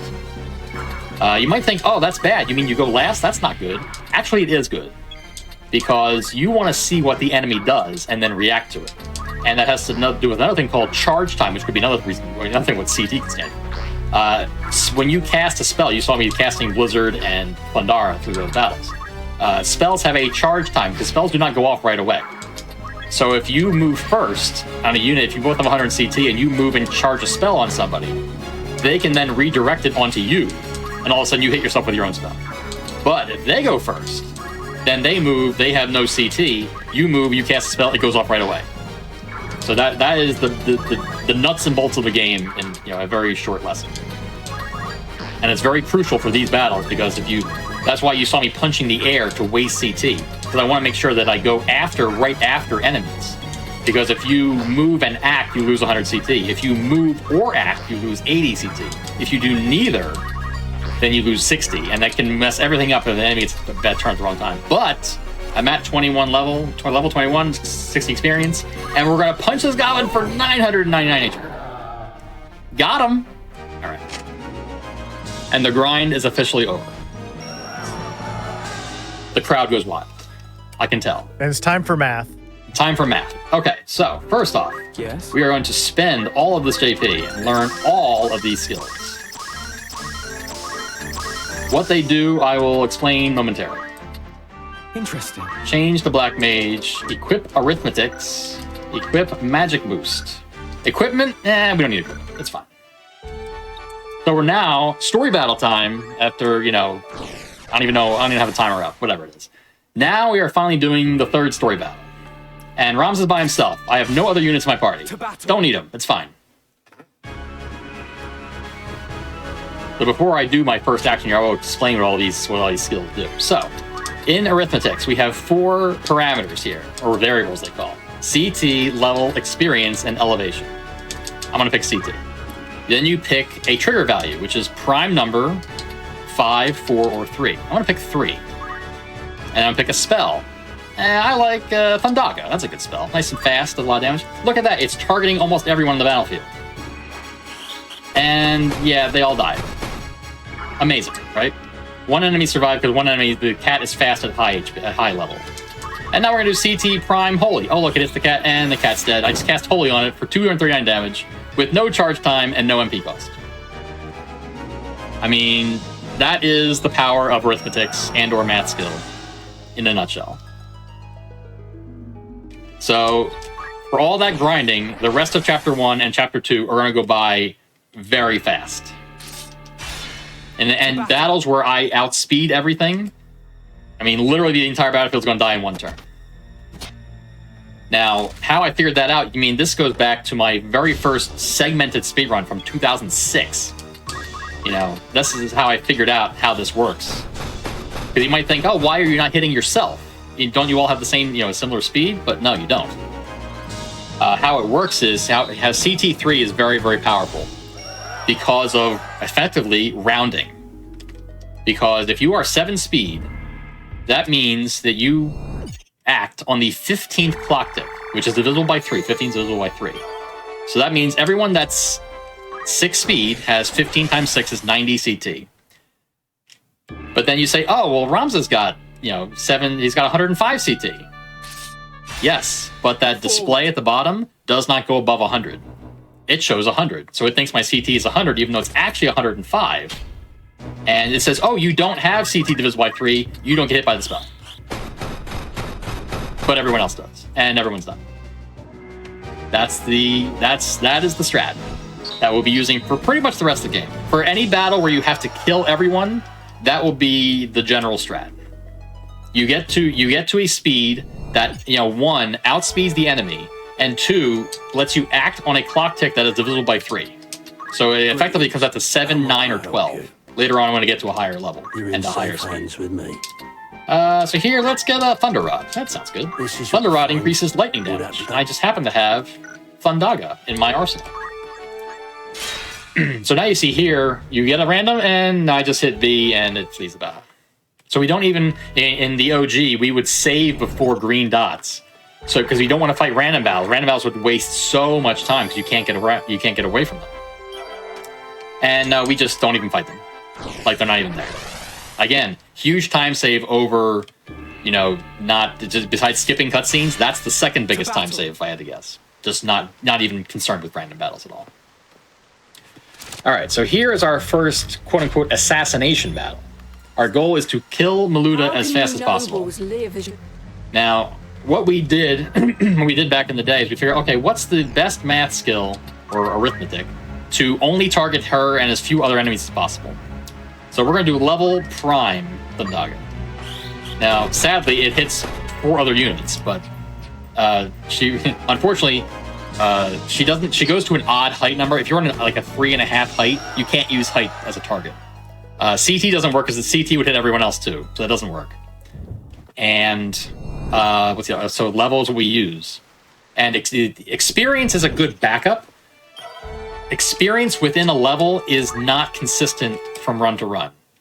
I mean, everyone's level is pretty much set in stone if it's not a random battle. But the experience within the level is not set in stone, not at all. So they could have 1 experience, they could have 99 experience, I have no idea. So experience is a good backup in case I need to kill things that don't die from the first spell. That was a lot of explanation about how that is the nuts and bolts of how this run even works. So, yes. In case you're wondering why this is a thing, that is why it's a thing. There will be a quiz later. I hope everyone's paying attention. Oh no, a math quiz? A math quiz. The unexpected math quiz. Pop quiz, everyone. What does CT stand for, chat? Who was paying attention? Well, I'll just mention, because you were kind of alluding to it, but, there is a little bit of like a pop quiz element to some of those backup situations, because usually what will happen if you have an enemy that does not go down to that first spell or whatever, and another thing you didn't mention, but especially with Thundaga, enemies will have a chance to dodge potentially, so they can evade your spells, and sometimes that will lead to extra turns as well. but usually that unit will get a turn before you get another turn. So you have to kind of like spy on them during that turn that they're taking to see, okay, is there something obvious here that I can use when I do my second calculation to hit them and not, you know, like if I'm trying to not hit myself, for example. It was easier in the OG because you couldn't do speed up. So while they are slowly taking their turn, you can look to see, oh, they have, 63 experience, so I can use experience 3. But now I'm trying to speed them up. I'm actually trying not to speed up, so I can see what characteristics they have, so I know what to calculate. It's tough because I want to hit these speed up buttons so bad. Or of course, the best strat is just not kill everything in one turn. Just kill everything in one turn. You don't have to worry about it. It's much less math that way. But yeah, we're almost to the end of chapter 1. After the grind, easy peasy. Now in battles like this that have 2 formation areas, that is another reason to not have any extra units. Because if you have an extra unit and you have a second formation to set up, you have to place them somewhere. So that just wastes time to have extra units. And I mean, I don't need generics now anyway for anything. So just kill them off and leave them at that. Why did you do it, Arga? And it's also weird that during dialogue, sometimes the fast forward stops working. I have to re-hit the buttons. It's kind of annoying, but I'm trying to learn when that happens, so I know when to quick release the buttons and then hit the button again. But hey, chapter 1. I think why it does that is nicely done. By the way, that's the end of Act 1. I think why it does that is they're actually like mini cutscenes that are tied to individual characters' turns. So that's possible. It tries to play like a dialogue at the beginning of that character's turn, and you do have to stop holding down the fast forward button and then start hitting it again. It also happens after clearing the menus at the end of battles, kind of after that that summary screen shows up. And one other little bit of tech that Chess did not mention yet, but it is actually something to maybe watch for in future battles, is if you start spamming the start button as the map is loading in, it will bring you right to the unit placement selection screen. Yeah, that's actually a huge time save given how many battles there are. All right. So there really is just a lot of little tech. We're trying to point all of it out, but there's a lot of stuff that goes into this run to speed it up. That is, and a lot of it is specific to the this remastered version. So, for sure. I mean, in the OG, it was more camera movement than anything else. Now I don't even worry about camera movement because it goes so fast. Now it's more, how can I get through menus as fast as humanly possible? Yeah.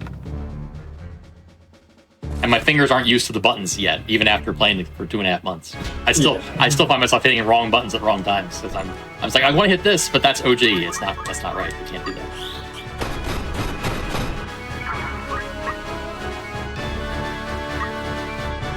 So this battle has 2 thieves that are faster than normal units, so I can't hit them with CT3. But luckily, acting and then moving allows CT Prime to work because of math. There you go. Yeah, it's really nice for all of these kinds of battles, especially assuming everything goes to plan. You know what your first action is always going to be, and then you generally know what your second action is going to be.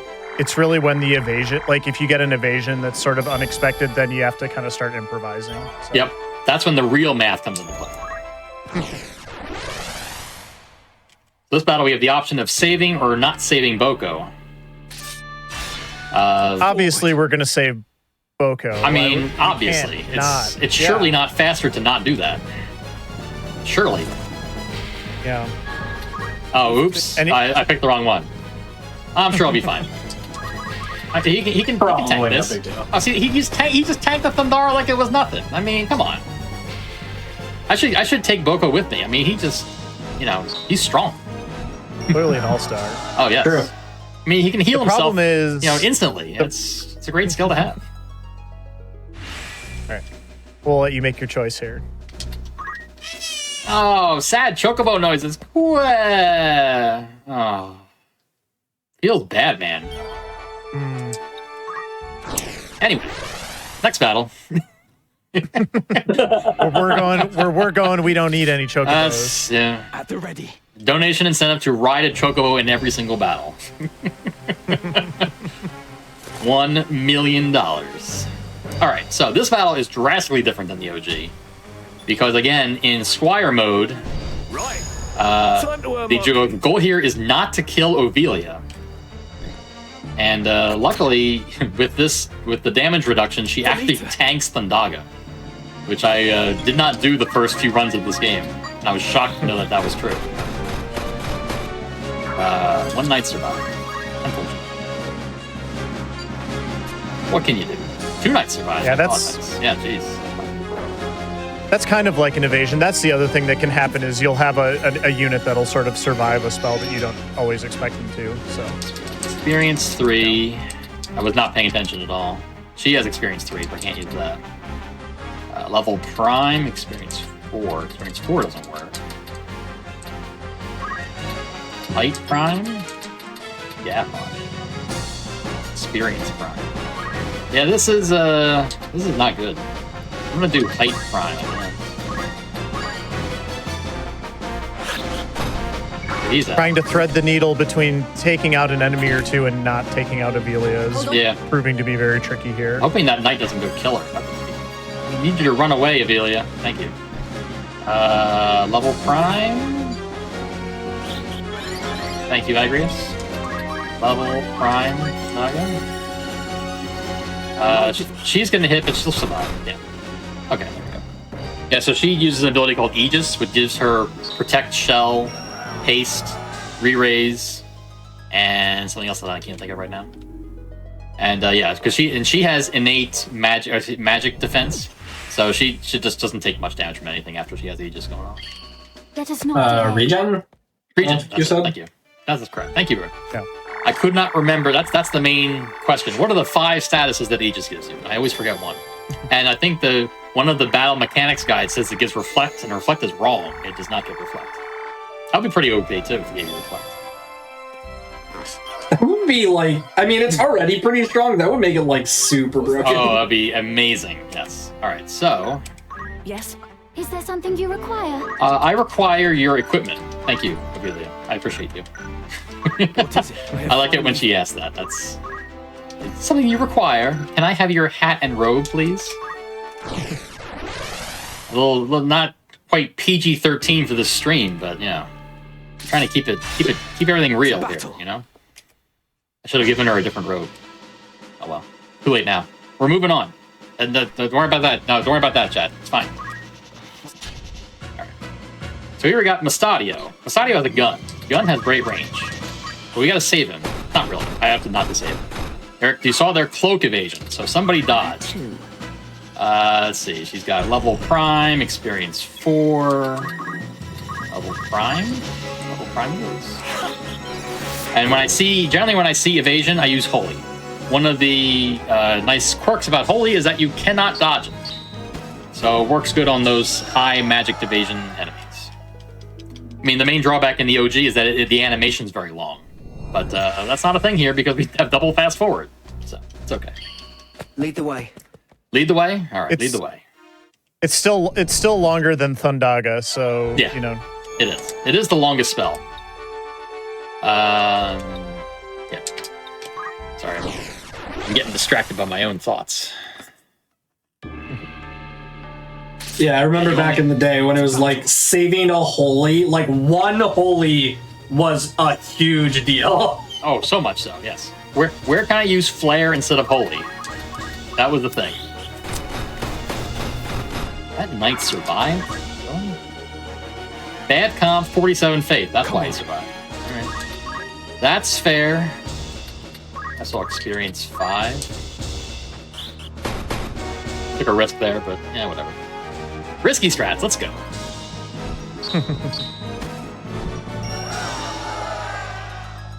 I noticed 1 second too late that experience 5 hit myself. Oops. But luckily that's why you have Mana Shield, to save you from your own mistakes. Plus I have actual equipment now, so I probably would have survived it anyway. Thanks, Avilia. Thanks. And bye, Agrius. I miss you. Oh, Avilia, you were still here? Oh, okay. Bye. I'm going to buy a very important piece of equipment here.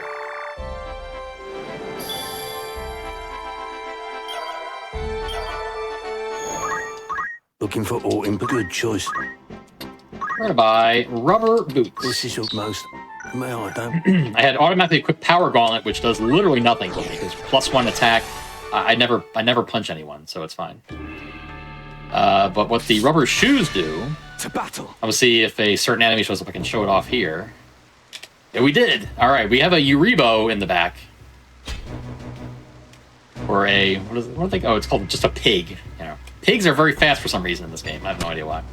But because it already acted, I can do CT5 Thundaga. And then everyone dies, and I hit myself, and oh, it missed. How did that happen? Well, rubber shoes make you immune to lightning. How convenient. You're grounded. That's, yeah, so grounded. Actually. Literally. Yeah. So it's useful in that battle in case the pig shows up. Where the pig showed up, there can be 2 other enemies that are slower, and if they show up, you just use CT3 instead of CT5. But the main reason for using rubber shoes is in the next battle, in this battle. Because this battle has 2 thieves that are fast. And in order to target them on the first turn, we need to use CT5. We are almost coming up to the point where the level grind during the arithmetician battle comes to, you know, a conclusion. So be ready for that.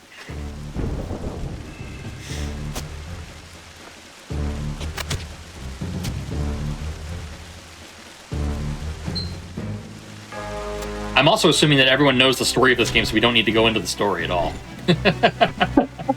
Like, what is going on in these battles? You know? What are you talking about? We've been talking about the story, you know, exclusively. Constantly. Yes, exactly. Look at that. I'm going to hit everyone with CT5. Look at this. Except this thief that just tried to steal my hat, apparently. Level 5? How about a holy? Take this. Goodbye. Luckily in that battle, Mustadio is in the battle, but he is naked. You know, again, rip PG-13, but whatever. But you know, killing him during the battle does not end the battle. It's not a save Mustadio battle. So. But then we see Mustadio. He wants to join so bad. So we say, okay, fine. Right, let's get going. He spoilers. He'll be a good meat shield later. Oh, wait a minute. I should have saved that for later. Oh well. Now you already know. Unfortunately, over the course of the game, your party's going to fill up with little Mustadios. I don't know what I'm going to do about it, but we'll figure something out. Surely, there's got to be a plan. We need a plan. All right. We're going to buy some more stuff. Greetings. Because now we have access to Green Beret, +1 speed. Very important. And Mage Cloak for 1 more magic. And now we're going to abuse the ability to actually change setups in battle or before battle starts. And then do that now. So I'm going to put him in a very specific spot. But then I also want to change him to White Mage. Right then. Because White Mages are fast. You see now, if I bring up the cursor, 9 speed. I mentioned before, 7, 9, and 12. I was using 7, now the enemies are getting faster. Now I'm going to use 9 speed to make sure I go first. But I also want to learn Lair. Very powerful spell. My turn, is it? No turning back. No turning back. All right, so we have another protection battle here. We're going to save Agrius, who just got swarmed by all these enemies. And if she dies, the battle's over. But luckily, with how our difficulty is set up, she tanks Flare, no problem. But you gotta make sure everyone else dies. And everyone else died. She survived with like 40 HP. She'll be fine. A flesh wound. It's fine. She'll be fine.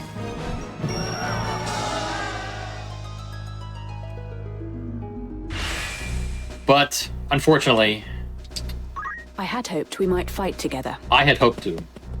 I'm sorry. F's in the chat. All right, moving on. Now, one of the hardest battles in Chapter 2. Either in the OG or in this version. Because Skafgarian is very annoying. Remember when he was on our team? Good times. Good times. To battle. Now this also I remember demonstrates it like it was 5. God. Yeah, yeah, like 5 minutes ago. Yeah, right. Yeah. But this does demonstrate one of the quirks of this version of the game.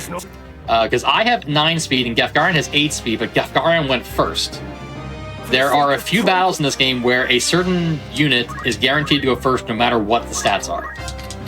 I have no idea why, but that's the way it is. So therefore, I can't target him on the first turn, but I can target him on the second turn. CT Prime didn't work. I was supposed to do CT3. Aha! All right, let's demonstrate this. Let's do load. If we load our latest autosave. Oh, hey, it's like I didn't screw that up at all. Let's do CT3 again. Hey, that's what you were supposed to do. Okay, you just break out the Men in Black, flasher thingy. Like, oh, that never happened. So that, in case you're wondering why I'm not saving during this run, that is the reason why. Because the autosaves are constant, and I can immediately go back one action if I do something wrong. Or something horrible goes wrong. So manual saving isn't really a thing anymore.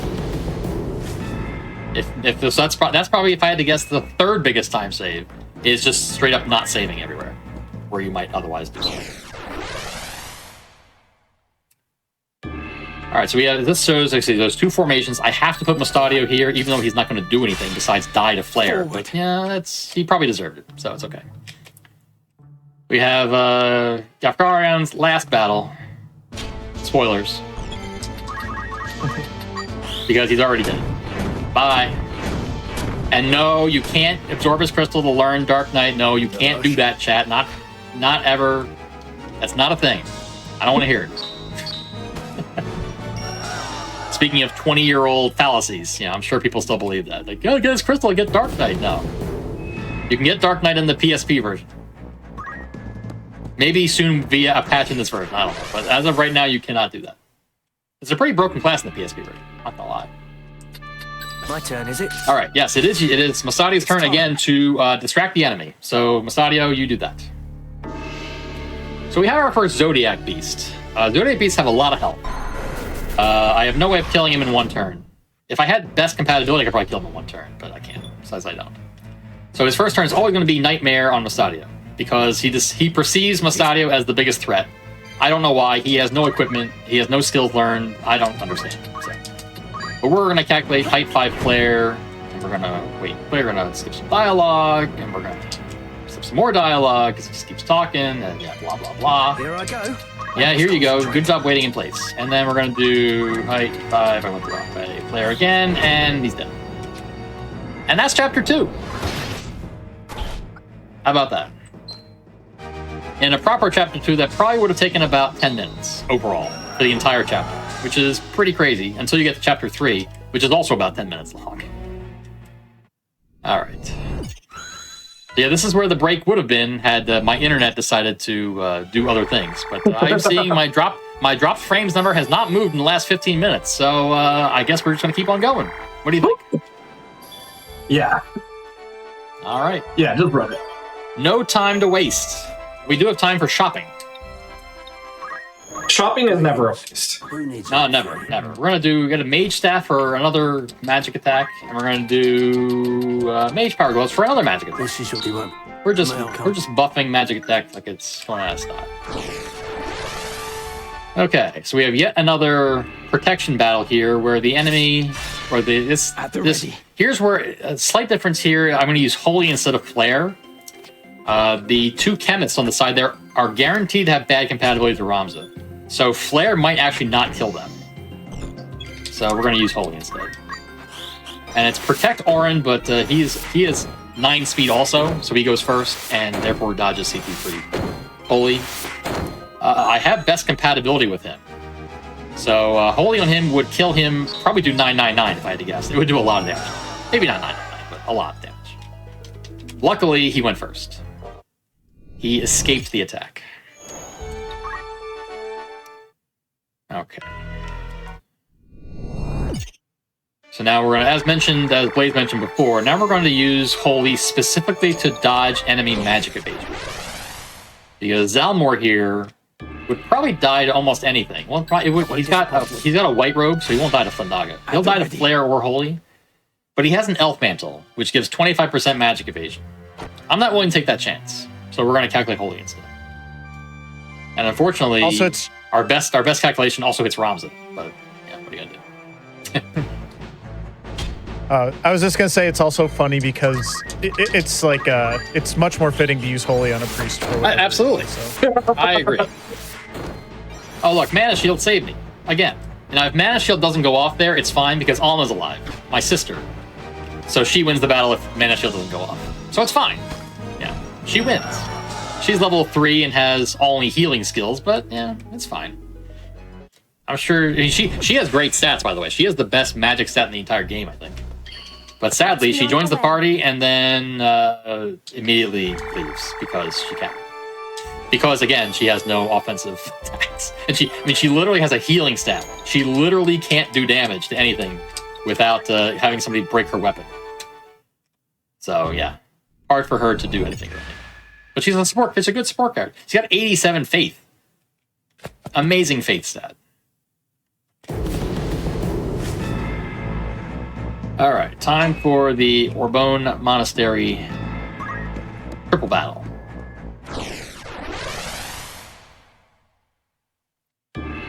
We are going to hope, because now we're facing high enough level enemies that they can have Aegis shields.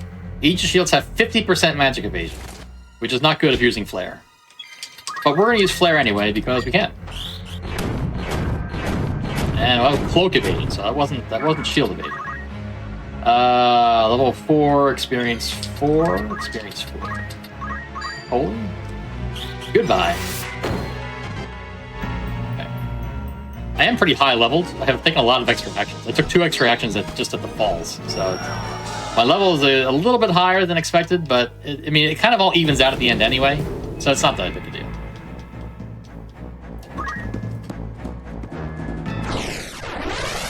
All right, this strat here is interesting because it probably doesn't even save time anymore, if I had to guess.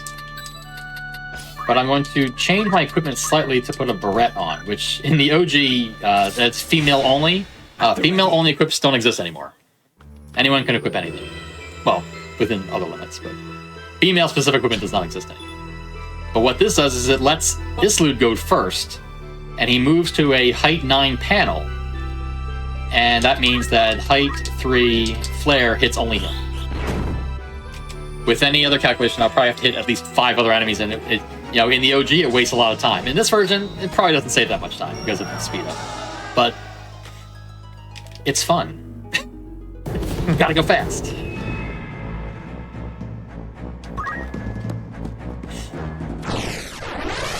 Biggest remember here is to put the green beret back on for this battle, because if you don't, you die immediately. Maybe. You have the chance of dying immediately. Which in a speedrun means you die immediately. Yes, yes. Oh, Mana Shield could go off, but yeah, no. Not when you need it to. Height 5. Right? Yeah. Had a senior moment there. It's like, is it height 5 or height 4? I don't know. It's fine. I can appreciate that another thing I guess that the OG would do, if you can skip dialogue in the OG by just killing things too fast. You can't do that in this version. If you kill things too fast, then it goes through dialogue anyway, and then they die. So, yeah, whatever. You need to know the backstory. All right, here's the first unskippable cutscene. Because we lie to this mage right here. Did you read the Germanic scriptures? I read them. Yes. I didn't read them. Something about, I don't know, about a god or something. I don't know. I'm sure it's relevant to the story. But it saves a few frames to lie. The text is longer if you say no. I think. Honestly, I don't even know if that's true anymore. You're just picking the default Picking the option. top. That's gotta be the reason. Correct. That is correct. But don't look now. We are on the last series of battles for the end of Chapter 3. Can you believe it? I hit B too many times. Another thing, I guess, you can if you're moving across multiple locations, if you mash B, you stop where you are, which you can't do in the OG either. At the ready. I found that by accident, because trying to skip random battles, but if I hit it too much, I skip my movement too. You don't want to do that.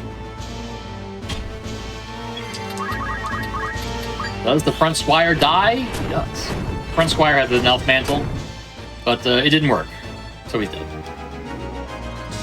I think he's the only one with evasion in that battle. I suppose if the archer has a shield, the archer can have evasion, but that's rare.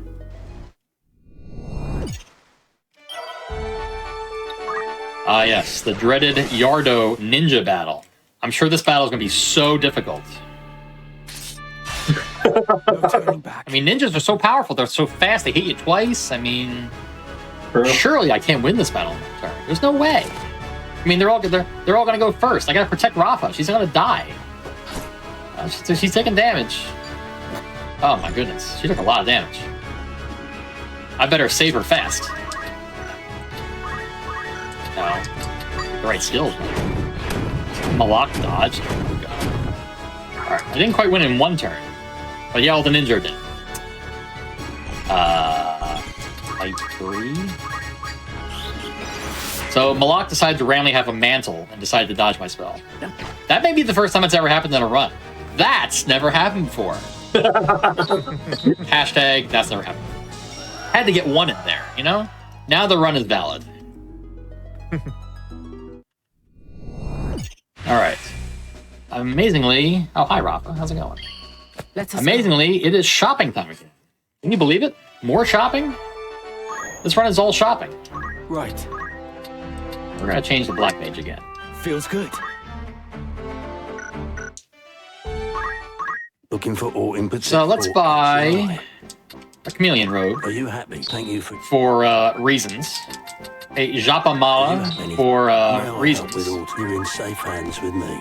The wizard rod's +2 magic. That's nice. And then we have Hermes shoes +1 speed. This is your benefit. Highly recommend. May I be though? So now I'm 9 speed as a black mage instead of a white mage. Black mage has lower speed but has higher magic. So now I'm just going to do even more damage. No turning back. Some of it may be unnecessary, but we'll see. We'll see.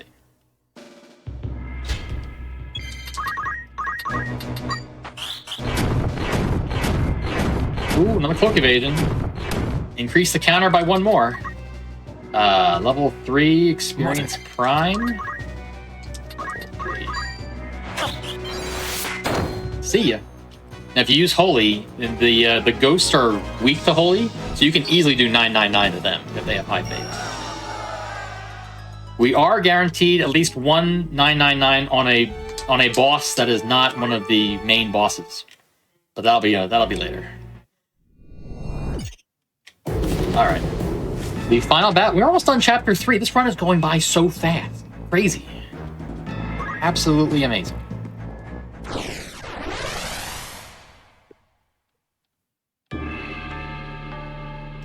All right. To battle. Another battle which has a weird turn order. Ramza always goes first in this battle for some reason. I have no idea why. Apparently he's the main character or something. But we can still do CT3. No, Blair. Hey, Malak didn't dodge it. Did that knight die? That knight in the water may not have died. No, he did not. All right. How much HP? 2 HP, dude. 2? Oh. 2? Nah. Come on. That's just rude. 2? Get out of here. 2? Can you believe it? 2 HP? Run a reset. This run is terrible. Reset this run. Let's do it all again. This run is terrible. I can't believe it. All right. Now, make sure you Sorry, go ahead. save in the exact same slot before this next battle. Yes, You yes. know, I should save it all. The old casual, right? joke there. I should save it all for this battle. Are you kidding me? Yeah, anyone who's played the OG or even this version, this battle is infamous. Because if you didn't level up Ramza in the right way, you could easily get stuck here. Right. Like, oh, Ramza has a knight. Knight has high HP. I'm gonna leave Knight as a knight for the entire game. This battle shows to you should not do that at all. All right, but this battle is actually different than OG. We're gonna start the same way. This Holy, and yeah, he's good. But I did it without moving. So this is a 2-part battle. And in the OG, if you did this in a 2-part battle and killed the target in the first battle, you instantly got to 100 CT for some reason. and you could instantly get a double turn. That doesn't happen in this version. I don't know if they just didn't put it in or whatever. But because you see here, I cannot act. I already acted. It's still my first turn. So what I'm going to do is I'm going to wait. Come on. And then I'm going to do level prime flare to hit that, whoever that is. And now I'm going to run away. Ah, there we go. Now, if he was smart, he would come down and charge something on me, but he runs away. Why does he run away? I have absolutely no idea. Level prime flare.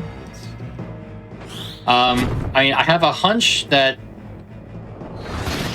I mean, enemies run away. I mean, the enemy AI is interesting because it has different settings depending on how much HP they have. If an enemy is critical, generally they just run away regardless of anything else. But I'm pretty sure that 600 damage does not put him in critical. So why he runs away, I have no idea. It doesn't make any sense to me. But it works, and it works every time. So, but if he came forward and charged something on us, we would die instantly. And he doesn't do that. So, thank you, game. No turning back.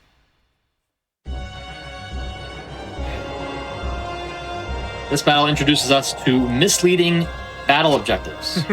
So take a quick note on what the battle objective is when it comes up.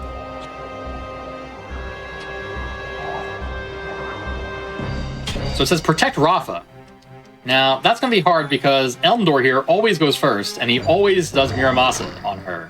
Only 45 damage. She can actually get confused. I must concentrate. But I'm going to calculate, let's do height prime. That targets one of these ladies up here. You know, now it's only it's a 2-on-2, right? Easier battle now. Oh, they're running away. Oops. I guess the actual battle objective is to put one of them in critical health. Who knew? Oh well. But that is the end of chapter 3. We are on chapter 4. And we have new party members. Oh. If that is your wish. That is a shame. That is a shame.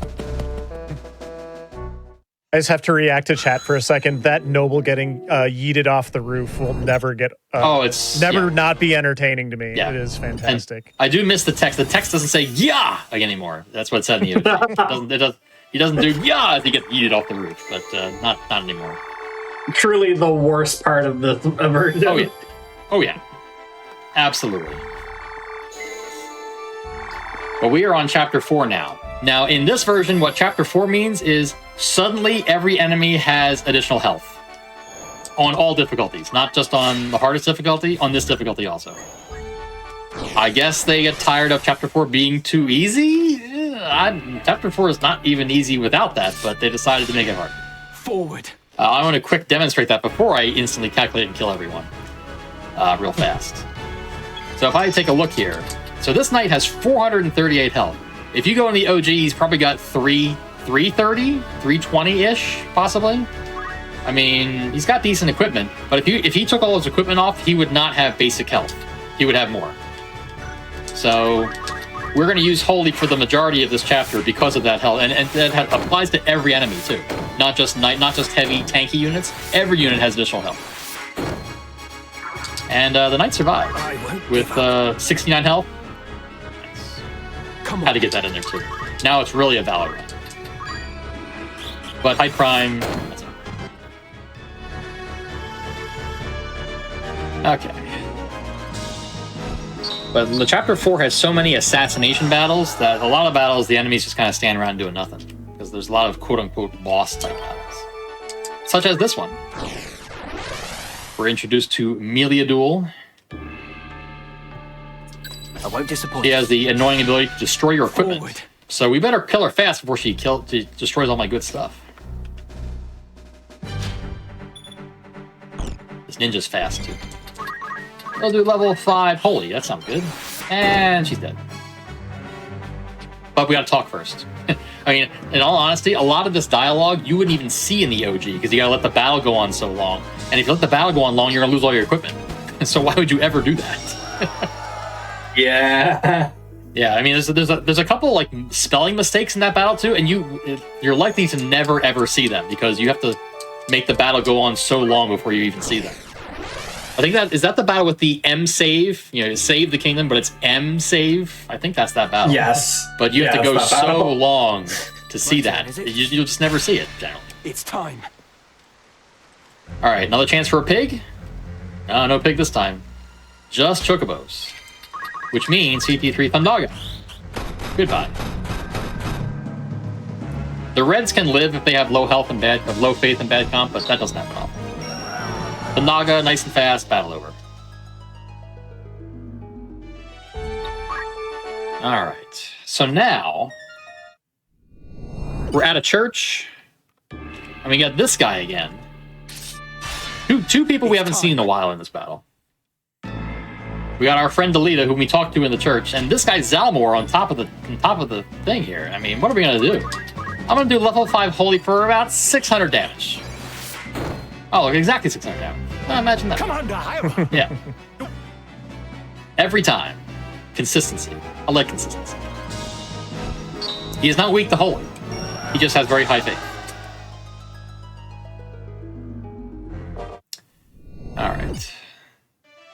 Time for the next battle that is not... You literally cannot win this battle in one turn. Because Barok here has innate defense and magic defense up and very high health. So it's literally impossible to kill him in one turn.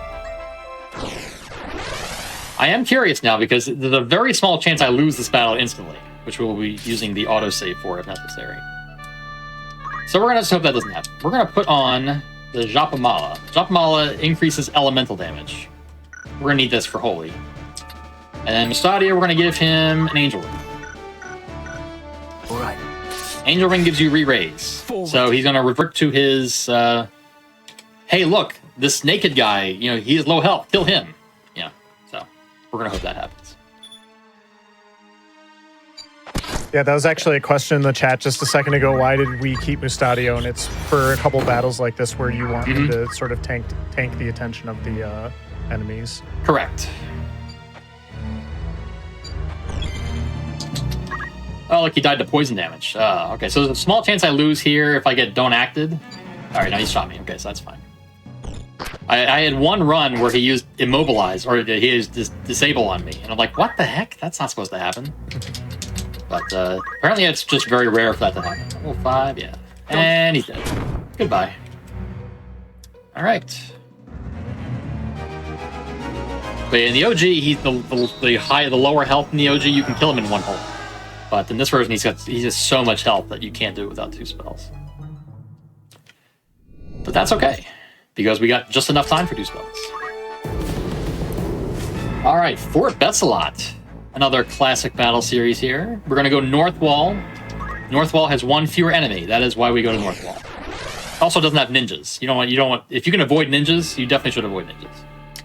All right, don't forget to put Hermes' shoes back on because 8 speed is not enough. It's time. 9 speed is good. We're just going to calculate Holy yet again and hope they all die in one turn. And they already aren't. Not surprised at all. 854. That monk got destroyed, so yeah. He took all the damage from everybody else. He did. Oh, experience 5. Hey, buddy, stop hogging all the damage. That's all the damage. He wanted all the damage. All right, so if you remember, way back when I bought that chameleon robe, and you thought I was going to use it on the Velius battle. No, we're going to use it here. Because this is another battle it has two possible battle conditions. Because the actual goal is to open the sluice by hitting 2 switches at the top.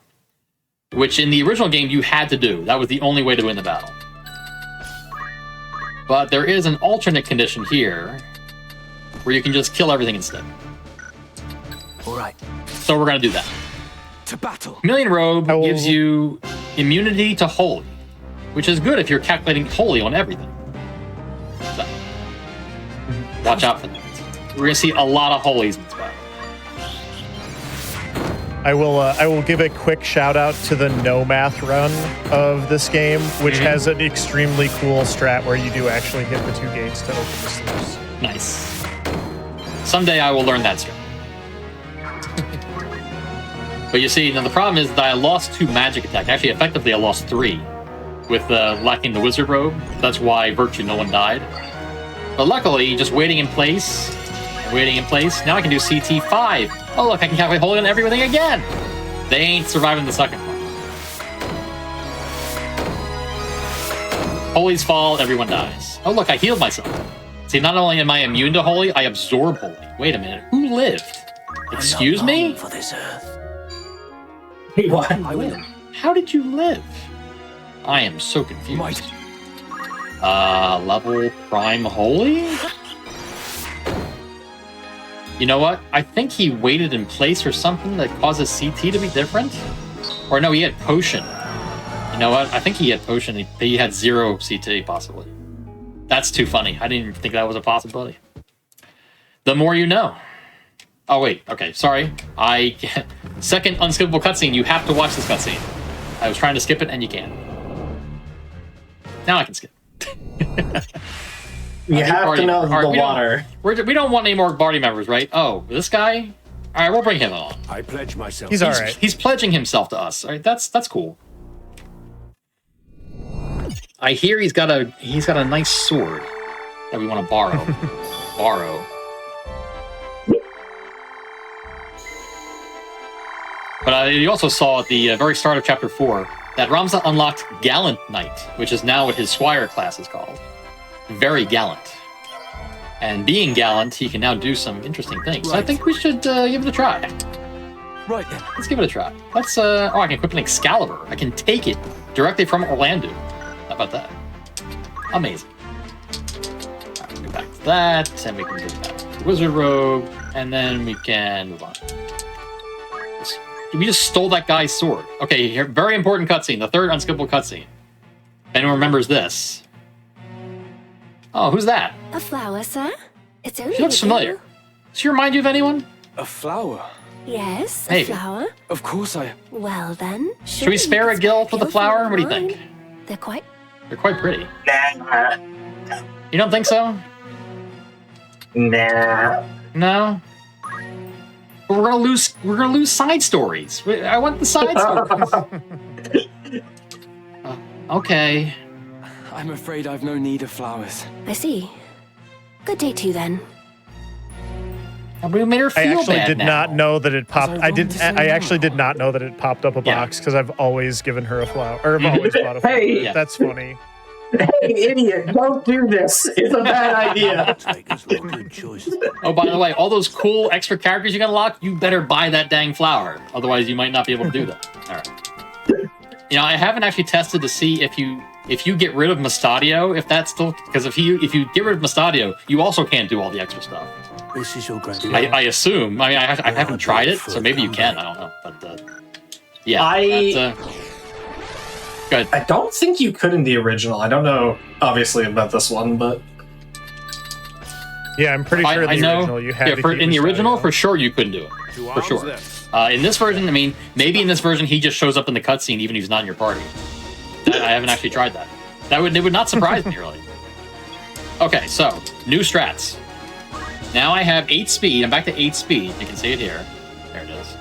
But now I have the Excalibur, which gives me permanent haste, which is 50% speed bonus. Which means my CT, or my speed, is 12, which is an important number that leads me to use CT3 Holy, like I've been doing this entire time. But I go faster than the Ninja, which has 10 speed. And Excalibur also boosts Holy and absorbs Holy. So if I hit myself by accident, I just heal myself. That was a one-turn kill. That's rare. I'll take it. Thank you, game. I wasted time by looking at stuff, but what are you gonna do? All right, moving on.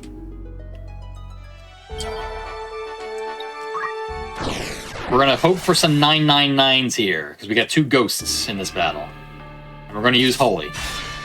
No turning Let's root back. for the 999s. 999, are you out of your mind? If you're old like me, you understand that reference. 803 to the Mystic? Jesus. 849. Oh, there it is. 999. I love it.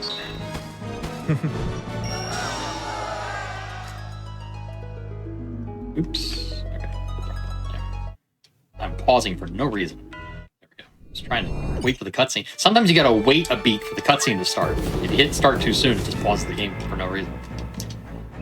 Alright, Limberry Castle. Another spot where players might have gotten stuck because of the second battle. Not nearly as bad as the Bellius battle, but it's up there. My personal opinion. I think in my first playthrough, this is where I got stuck. Way, way back in the day. Because of Elmdor's vampire ability. I was not ready for it at all. We're gonna do... I am not ashamed to admit in my first playthrough I did not make it past Dorder. Okay. And I rage quit that game so hard for like probably 7-8 months and then came back. That is valid. I mean, that if you're not really prepared, you haven't done the tutorials and whatnot, the Dorder battle is really hard. I will give you that. Because now you're facing mages, you're facing an archer with a height advantage. It's if you're not ready for it, that can be a problem. So here's another question for both of you, I guess. Was this like your first tactics kind of game like this? Because it was for me. Absolutely, yes. To arms then. Not only that, this was like one of my first video games, period. Really? No kidding. That's awesome. Yeah. It was definitely not my first video game. Pac-Man. Excuse me. Pardon me. Did anyone hear that? Did I say that out loud? My bad. I didn't hear anything. No, it's fine. Everything's fine. Alright. Elmdor takes 2 Elmdor has like 800 health, so we can't kill him in one spell either. Which is also sad, but we can do Height, Prime, Thundaga though. He has no magic defense at all, so if you have magic, he is very easy to kill. But if you only have physical attackers, he has Shiradori, which is Blade Grasp. So it just adds his brave to his evasion from all directions. It is very hard to hit him physically with anything, with consistency. Magic, it's fine. All right, we are overdue for a Zodiac Beast battle, so let's do one of those. My turn, is it? To arms then. Arms then. It's time. Lando's so serious. I took his sword though. He's not doing much. Okay. So now we are finally abandoning the CT3 Holy Strat for a few battles. Because remember that gravity spell I mentioned a while back? Well, let's give it a try. Let's do Height, Prime, Gravity. Ooh, 630 damage? Not bad. That's a lot of damage. Of course, that means that if you're doing some more math, his health is 630 times 4, which is 2,500 or so. He only has 1,100 health in the OG, so he got over a 2 times health boost in this version. I was gonna say those numbers do not match what I remember.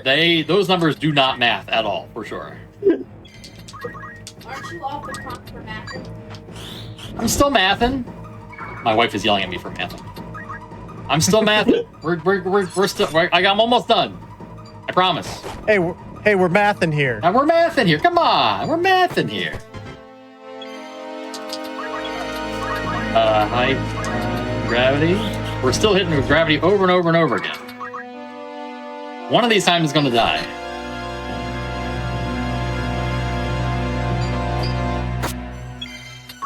Maybe one more? Height Prime? Sure. Why not? It's dead. Phew. I was worried there for a second. But again, he just kind of runs away. I mean, after 2 gravities, he ran away. I don't understand. I mean, we use Mustadio and Orlando in that battle purely to distract him. So he just sees Roms off to the side like, oh, he's fine. But the 2 units he can hit, he takes them out. Oh well. So now, oh yeah, by the way, Meliodor was in the battle. Did you notice Meliodor? She was fighting all the zombies. So she was doing a good job. Let's bring her in the party. She has a cool sword too. Just apropos of nothing. But sadly, I think Mustadio, it's time for Mustadio to go home. Mustadio, you done good. You done good, kid. You mean it? Yeah, I mean it. Oh, oops. What? No. Oh, I let her go too. Oh. Well, she had a cool sword though. You can use it. It's fine. All according to plan. It's fine. Not a problem at all. Oh my goodness, random battle. So we got some new stuff to buy too. Shopping time. Let's go. Shopping time. Beef hat. +2 speed. Yes, please. You can equip it too. As well as power guard. This is the Hour. Hour. Okay. But he won't need that power just quite yet because we have another Zodiac Beast. After we skip a cutscene or two. And we're not even going to use him in this battle. It's fine. Rams has got this. It's all good. Now, for those of you also who played the OG and saw that the condition for this battle was defeat Dysadarg's elder brother, it does correctly say defeat Dysadarg here. So, you don't need to defeat his actual elder brother, which is Zalbag, I think. You killed the wrong person if you actually follow what the OG says. So, at least they fixed that. So, let's do CT3 Holy. We haven't used that in a while. Oh, it can only hit him. Well, that's good. And run away. Run away! Okay. Another battle. We can't kill him in one turn. Oh, he stopped him, so that's good. Now he won't. Now he won't waste time. And then so whack him. He's got a lot of health too. But we're gonna break all his stuff. Double prime. We use Holy because he has an Aegis shield, so he's got good magic evasion. But he's dead. That's fine. And split. Oh wait, he's not dead. Wait a minute. Wait. Oh, well, wait. Oh, wait a minute. Wait a minute. He's still alive. Adramalek. As with the Bellius battle, because I did not move before, I lost a turn there, but that's fine. It's all part of the plan. But we'll use some more Demi, or some more gravity. Let's use gravity. 775. Man, he's got what, 3,000 health? Yeesh. Now, if he was smart, he would move to the top of the bridge and use an ability that petrifies me in one turn, and he would win. Why he doesn't do that, I have no idea. He must think I'm out of range. I don't know, but he doesn't do it.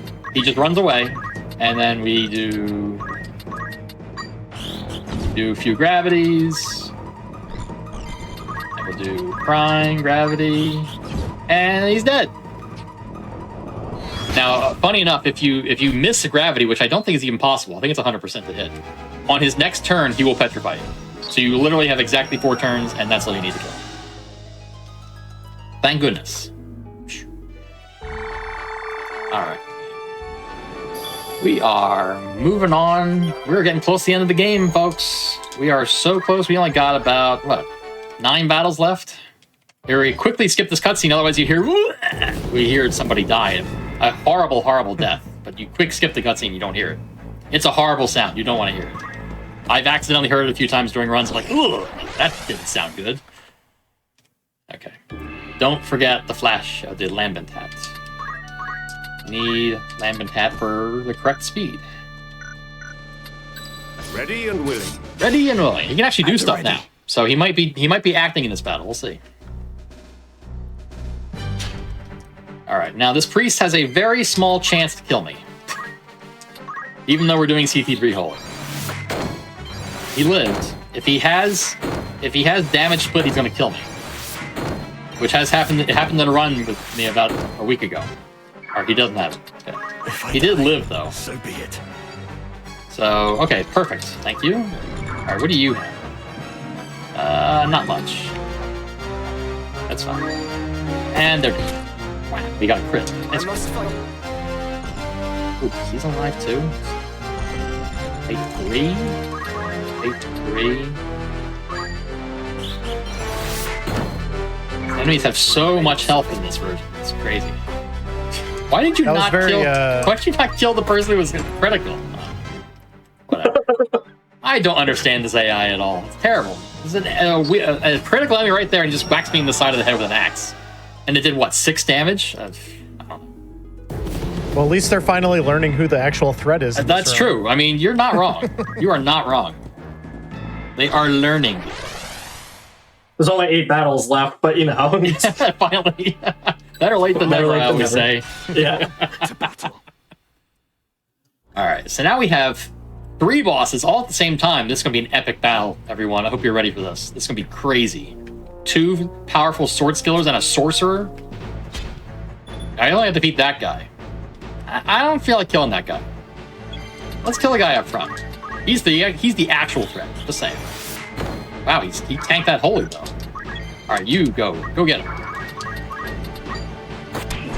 Okay, he's dead. There's easier battle. Oh, they all ran away. Okay. Fair.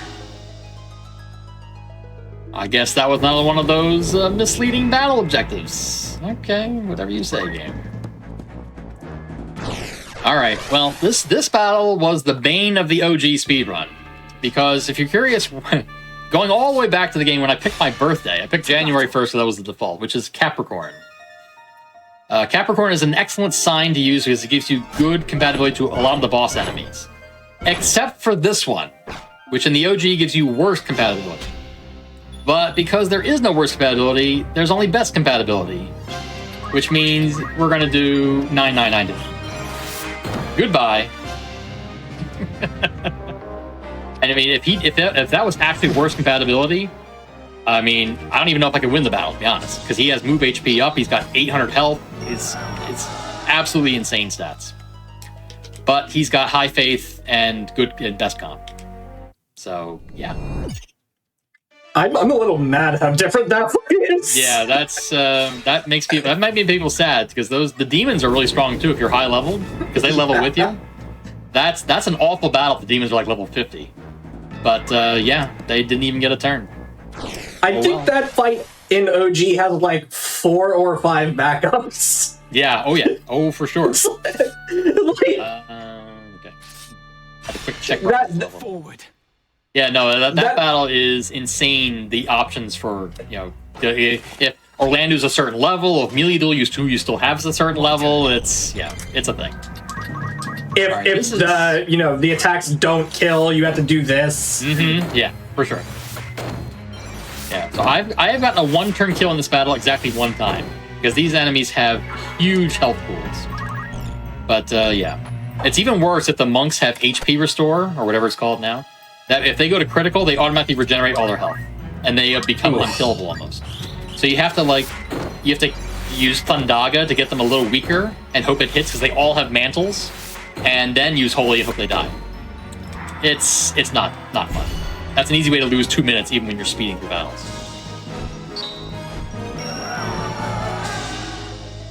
Yeah, I had a knight have that ability in my run the other day. Did you really? Oh, jeez. Yeah, that wasn't very fun. The nice thing is, though, this is the last battle with defeat all enemies as the objective, so... Yep, just boss battles from here. As you the boss rush. The boss rush. The final boss rush. The final boss rush. All right, the formation there is specific for a reason. We're going to use level 3 to start. But Loffrey, or Ropel, as we call him in the OG, has not a lot of health. Turn the camera, please. But if you place Orlando right there, he casts a spell on you for some reason. He's out of range for his sword skills, which decimate you. But his spells don't do hardly anything. And then he's dead. Because he's charging on you. And when you're charging, you take extra physical damage. So, whoops. Hold on. We just say, Roth. All right. We have an acronym for the next battle, too, which is not exact anymore because of the name changes, but the acronym is COIK, which is, come on, it's Cletian. Cletian is the sorcerer from that three enemy battle back a few battles ago.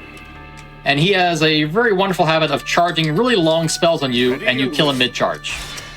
No turning back. So his battle really isn't that hard. But the problem is now he's got 800 health, so we need a little bit extra to kill him. So he's not as free, but he really is still free. We got ninjas, we don't care. Level 3 holy, he takes some damage. Killed the time mage. Counts for something. And now he's gonna say, oh, I'm gonna charge forward and cast this really long spell, and then die immediately. Good job. Thank you. Good job, Orlando. Come on, it's Cletian. It's fine. It's fine. Okay. There are 3 battles left. We are so close to the end of the run. I hope everyone's enjoying this run. This game, again, I played this game for over 20 years. I never get sick of playing this game. This game is so much fun. I mean, the remake has voice acting for all the cutscenes now. It's so good. Highly recommend. All right, so we got to keep around to speed 8 here. So we got to change. We got a little bit of downgrade, but that's actually fine. Orlando actually needs an additional move, so we're going to quick teach him move +1. It actually makes a difference. Otherwise, he cannot reach the enemy on the first turn. To arms then. It didn't help in the very first run that he had whatever Holy Explosion is called now, and if he has that, you don't need move +1. But I have never had that ability since. So now I got to teach him move +1 every time. He's got a magic gun. He's got a lot of health, but it's fine. Where's CT Prime Holy? Sure. All right, that's hit 1. 3 hits to kill him, actually, by the way. He's got a magic gun, too. And all these really high-level Hydras and Tiamats, and man, I hope I killed this guy quick. Don't worry, I will. I would do height 5. That sounds good. And he's dead. Goodbye. I thought I'd risen above death. No, you did not. No, you did not. That's what they all say. That's what they all say. Actually, I miscounted. Actually, now I have 3 battles left. Oh, I guess you can count the last battle as 1 battle combined. 3 bosses left, I'll put it that way. There you go. 3 bosses to go. Blaze, have I forgotten anything? I mean, I've been just jabbering on for like an hour and a half. I have no idea if I've actually missed anything. Anything not you can that think I've of? noticed. All right. No, I don't think so. I think you got it on lockdown. All right. I mean, I will thank you for doing some commentary tonight, because if I talk I can talk by myself, but I would definitely lose my voice, and I don't want to do that. So. To battle. And all my commentary is about the old run. Church, I thank you for inviting me to this in the first place. You know, you're amazing, and I appreciate that. Thank you very much. Thank you for being here. It's nice to hang out. We don't really get to hang out much these days, but it's nice, to hang out and talk about some Final Fantasy tactics like the old days. Absolutely, absolutely. Well, I think there's 2 skills I haven't even used yet. Maybe I should start using them now. So we're going to do level prime, immobilize. He's a boss. He's not immune to immobilize. That's a shame, because now he can't move. Well, that sucks. Well, I guess we'll just calculate the gravity on it a few times. 999. Are you out of your mind? No. I already did that joke. Never mind. He's still stuck. Let's do it again. I'm hitting myself now, too, but I keep dodging it on myself because I have an Aegis shield. Imagine that. How about again? He's hanging in there. How about another one? Oh, he actually... Okay. Now, his health varies between... under and over 4,000. He had over 4,000 that time, so I actually needed a 5th gravity to kill him, because 999 times 4 was not enough. So automatic time loss in a speedrun at the very end that you can't control. Yeah. Oh well. Reset. Start over. Let's go. All right. Run it from the top. Right from the top. Let's go. All right. We're not even going to change that. We're not even going to put Orlando. It's fine. Everything is actually fine. All right, 1 skill that I have not used. I think we should use it in this battle. Uh-oh, the demons are back. Dun dun dun. Oh no. She's hot. Don't look away, chat. Look away. Okay. First action is my poor sister, who finally got revived. Yeah, she's dead now. Sorry, sister. My bad. All right, so now she's going to take a turn. She's going to cast Ultima. Ultima casts Ultima. That makes sense, And then we're going to do CT... What are we going to do? Well, it's CT4. That sounds right. We're going to do Hesitation. Oh, look, it hits everyone. Amazing. Well, it's supposed to hit everyone. Ooh, okay. Well... yeah. No, we're going to have to retry that. Womp womp. Oh, hold? Okay, so the problem is I need it to hit... It cannot miss the back right demon for reasons that I will explain in a minute. So we're going to try again. It can miss that one. That's fine. right, they hit that time. And, okay, so that's disable. I just disabled 4 of the 5 enemies, which means you can't act. And if you're in the middle of charging, you just lose your action. So yeah, she can't act. Okay, good job. Now this demon's gonna say, "Oh, I got this, guys. No problem. Don't worry about it. It's fine." All right, I'm gonna try his darndest. But level 4 gravity. All right, so the reason it's got to hit that one demon is that demon in the back is also getting hit by gravity.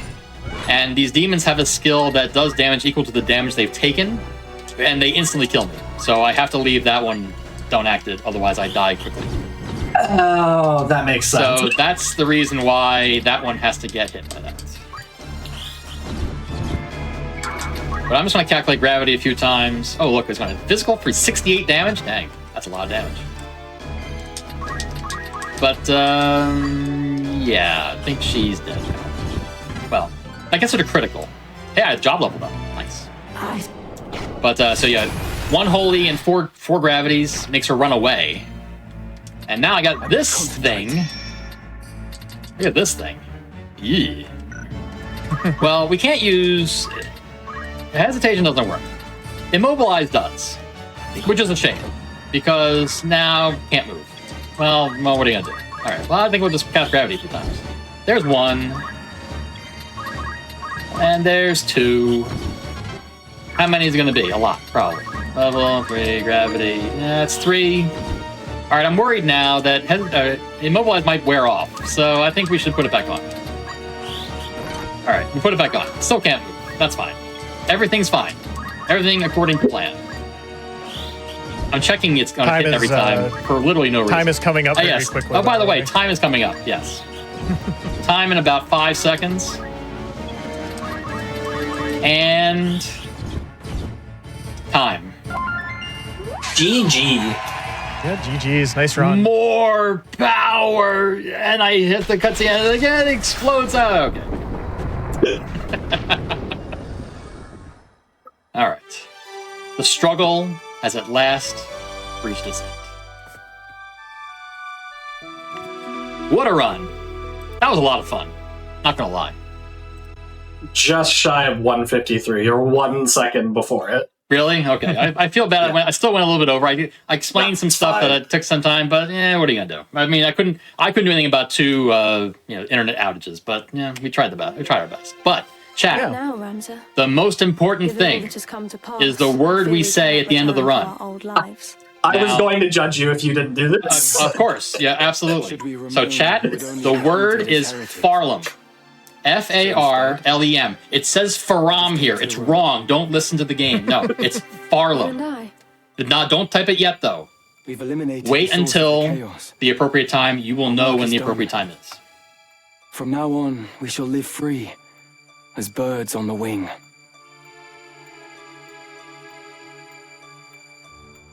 Hold, chat. Hold. Blessings of the Great Father descend and guide your body's return to the earth. May the grace of Saint Tajora lead Alma's soul to the eternal shores of paradise. There she shall find peace. Faram. Farlem. Farlem. Farlem. Farlem! There we go.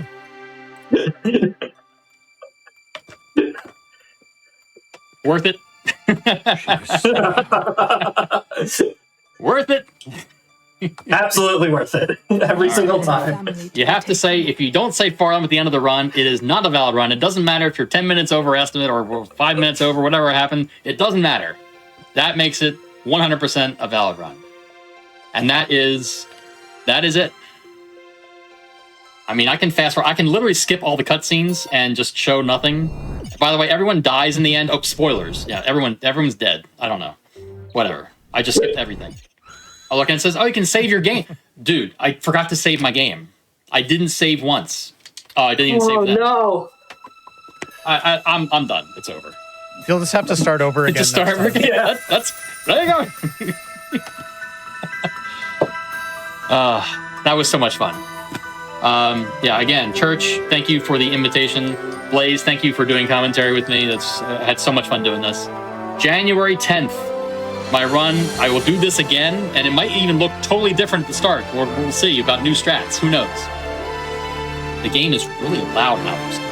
I want to turn that down a little bit. Thank you, game. Sheesh.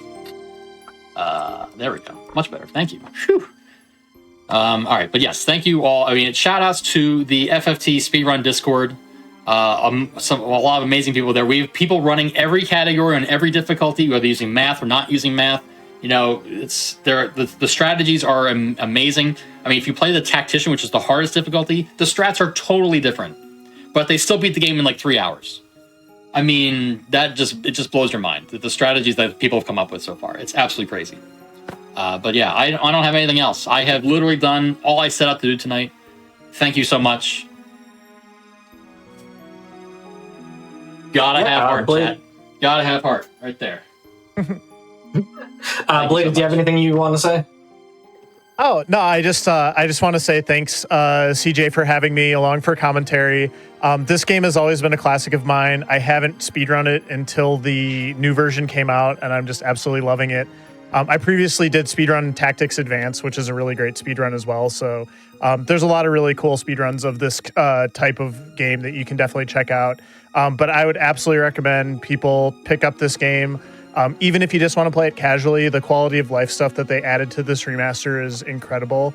And it's definitely worth playing it again if you haven't played it in a long time. So, but yeah, just thanks again. I really appreciate you having me along, and looking forward to seeing this run again at GDQ in a couple weeks. Absolutely. Thank you very much. Yep. And thank you both for being here. Blaze, for your commentary. Cheshire for being here, hanging out, showing the run. I don't know that I mentioned this to you, but I actually had not seen a run of this version until just now. Nice. I saved it for this. Awesome. So awesome. I appreciate you being here, showing it off, and talking about this game. We talked about this. We've loved this game for years and years and years. So it's awesome to have you here, do the run. Like you said, January 10th.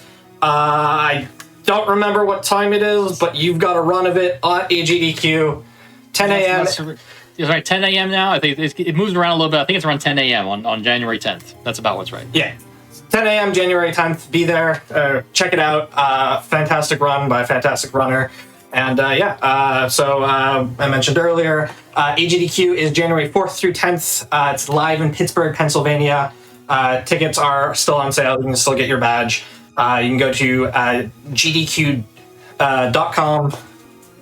Oh, where? Hold on. Sorry, I can't read. GDQ.gg for more information. So we do have more show for you. Not for me here. Random Number Generation is going to be back at its normal time in 2 weeks, December 30th, 7 p.m. Eastern. And Game Masters is coming up right after the break here, so we're going to take a quick break and we'll get ready for that. And thank you all for being here, for hanging out, and stick around for Game Masters.